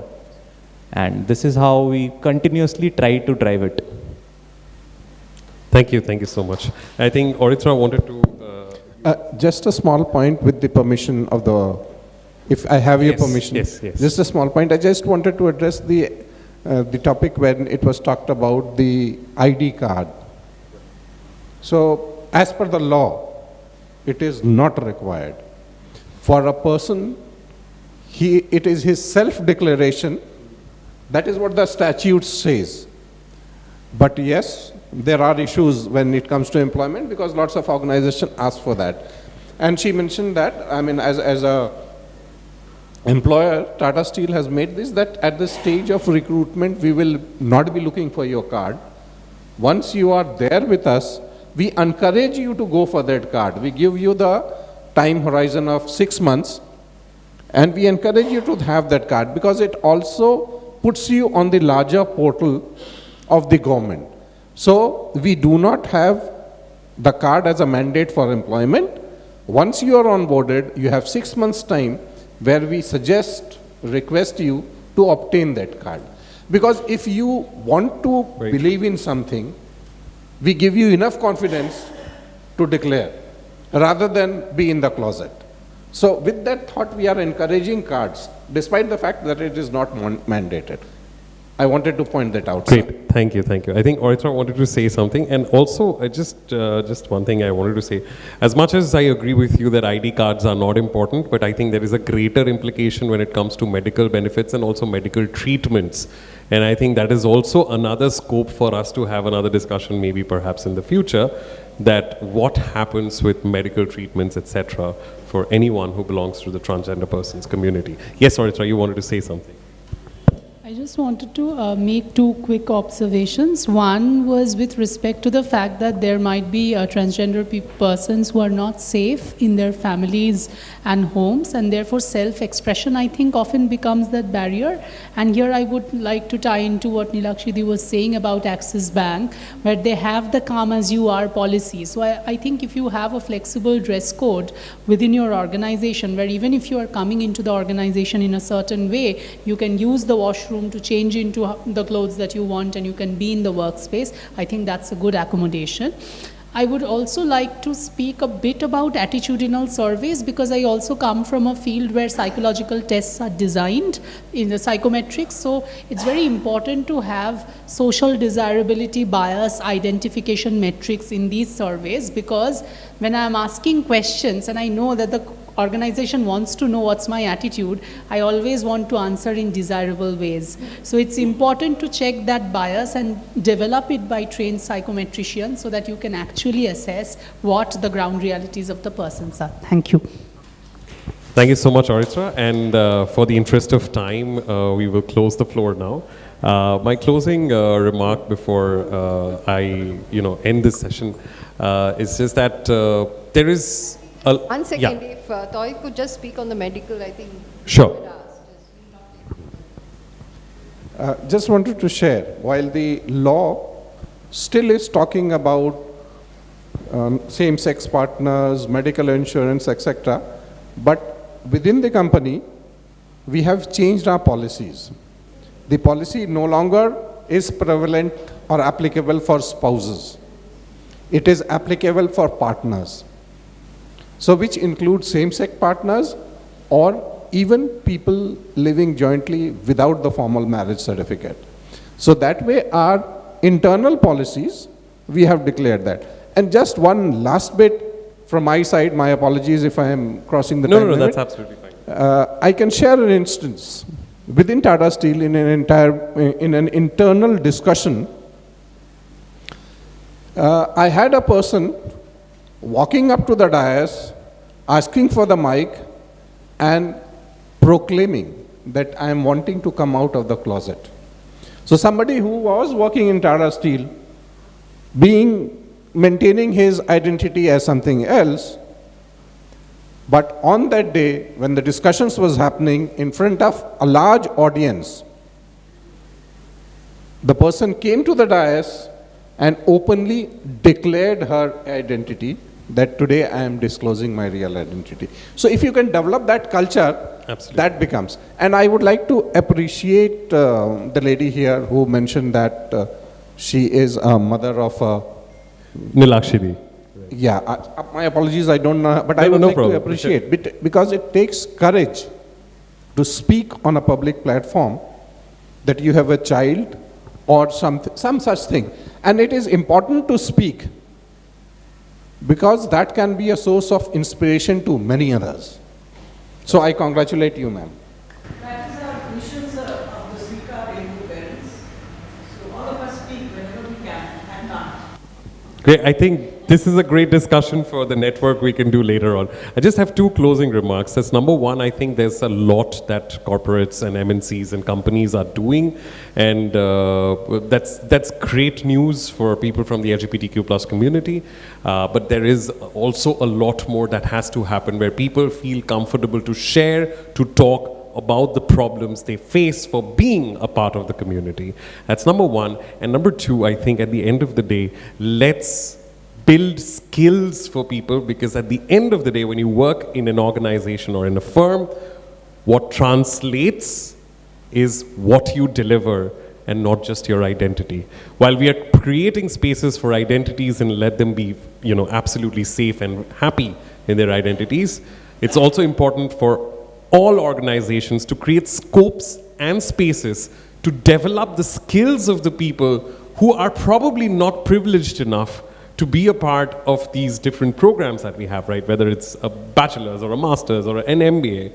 Many people are from the LGBTQ plus community who do not have those privileges. How can we develop skills outside, pick these talents outside? And I think that's a great food for thought. And with that, I would like to close the session today. I would like to thank all the panel members today, Oritra, Shohini, and Sridevi. Thank you so much for your valuable inputs, and also to our audiences who added so much value to this entire discussion. And with that, thank you so much. A very good evening. May I request Ratnadi and Prithviraj to come up to give a token of memento to all our panelists. And thereafter, Ratnadi, if you can deliver a vote of thanks on behalf of the committee and the chamber to all of them. Just a thank you note. Thank you.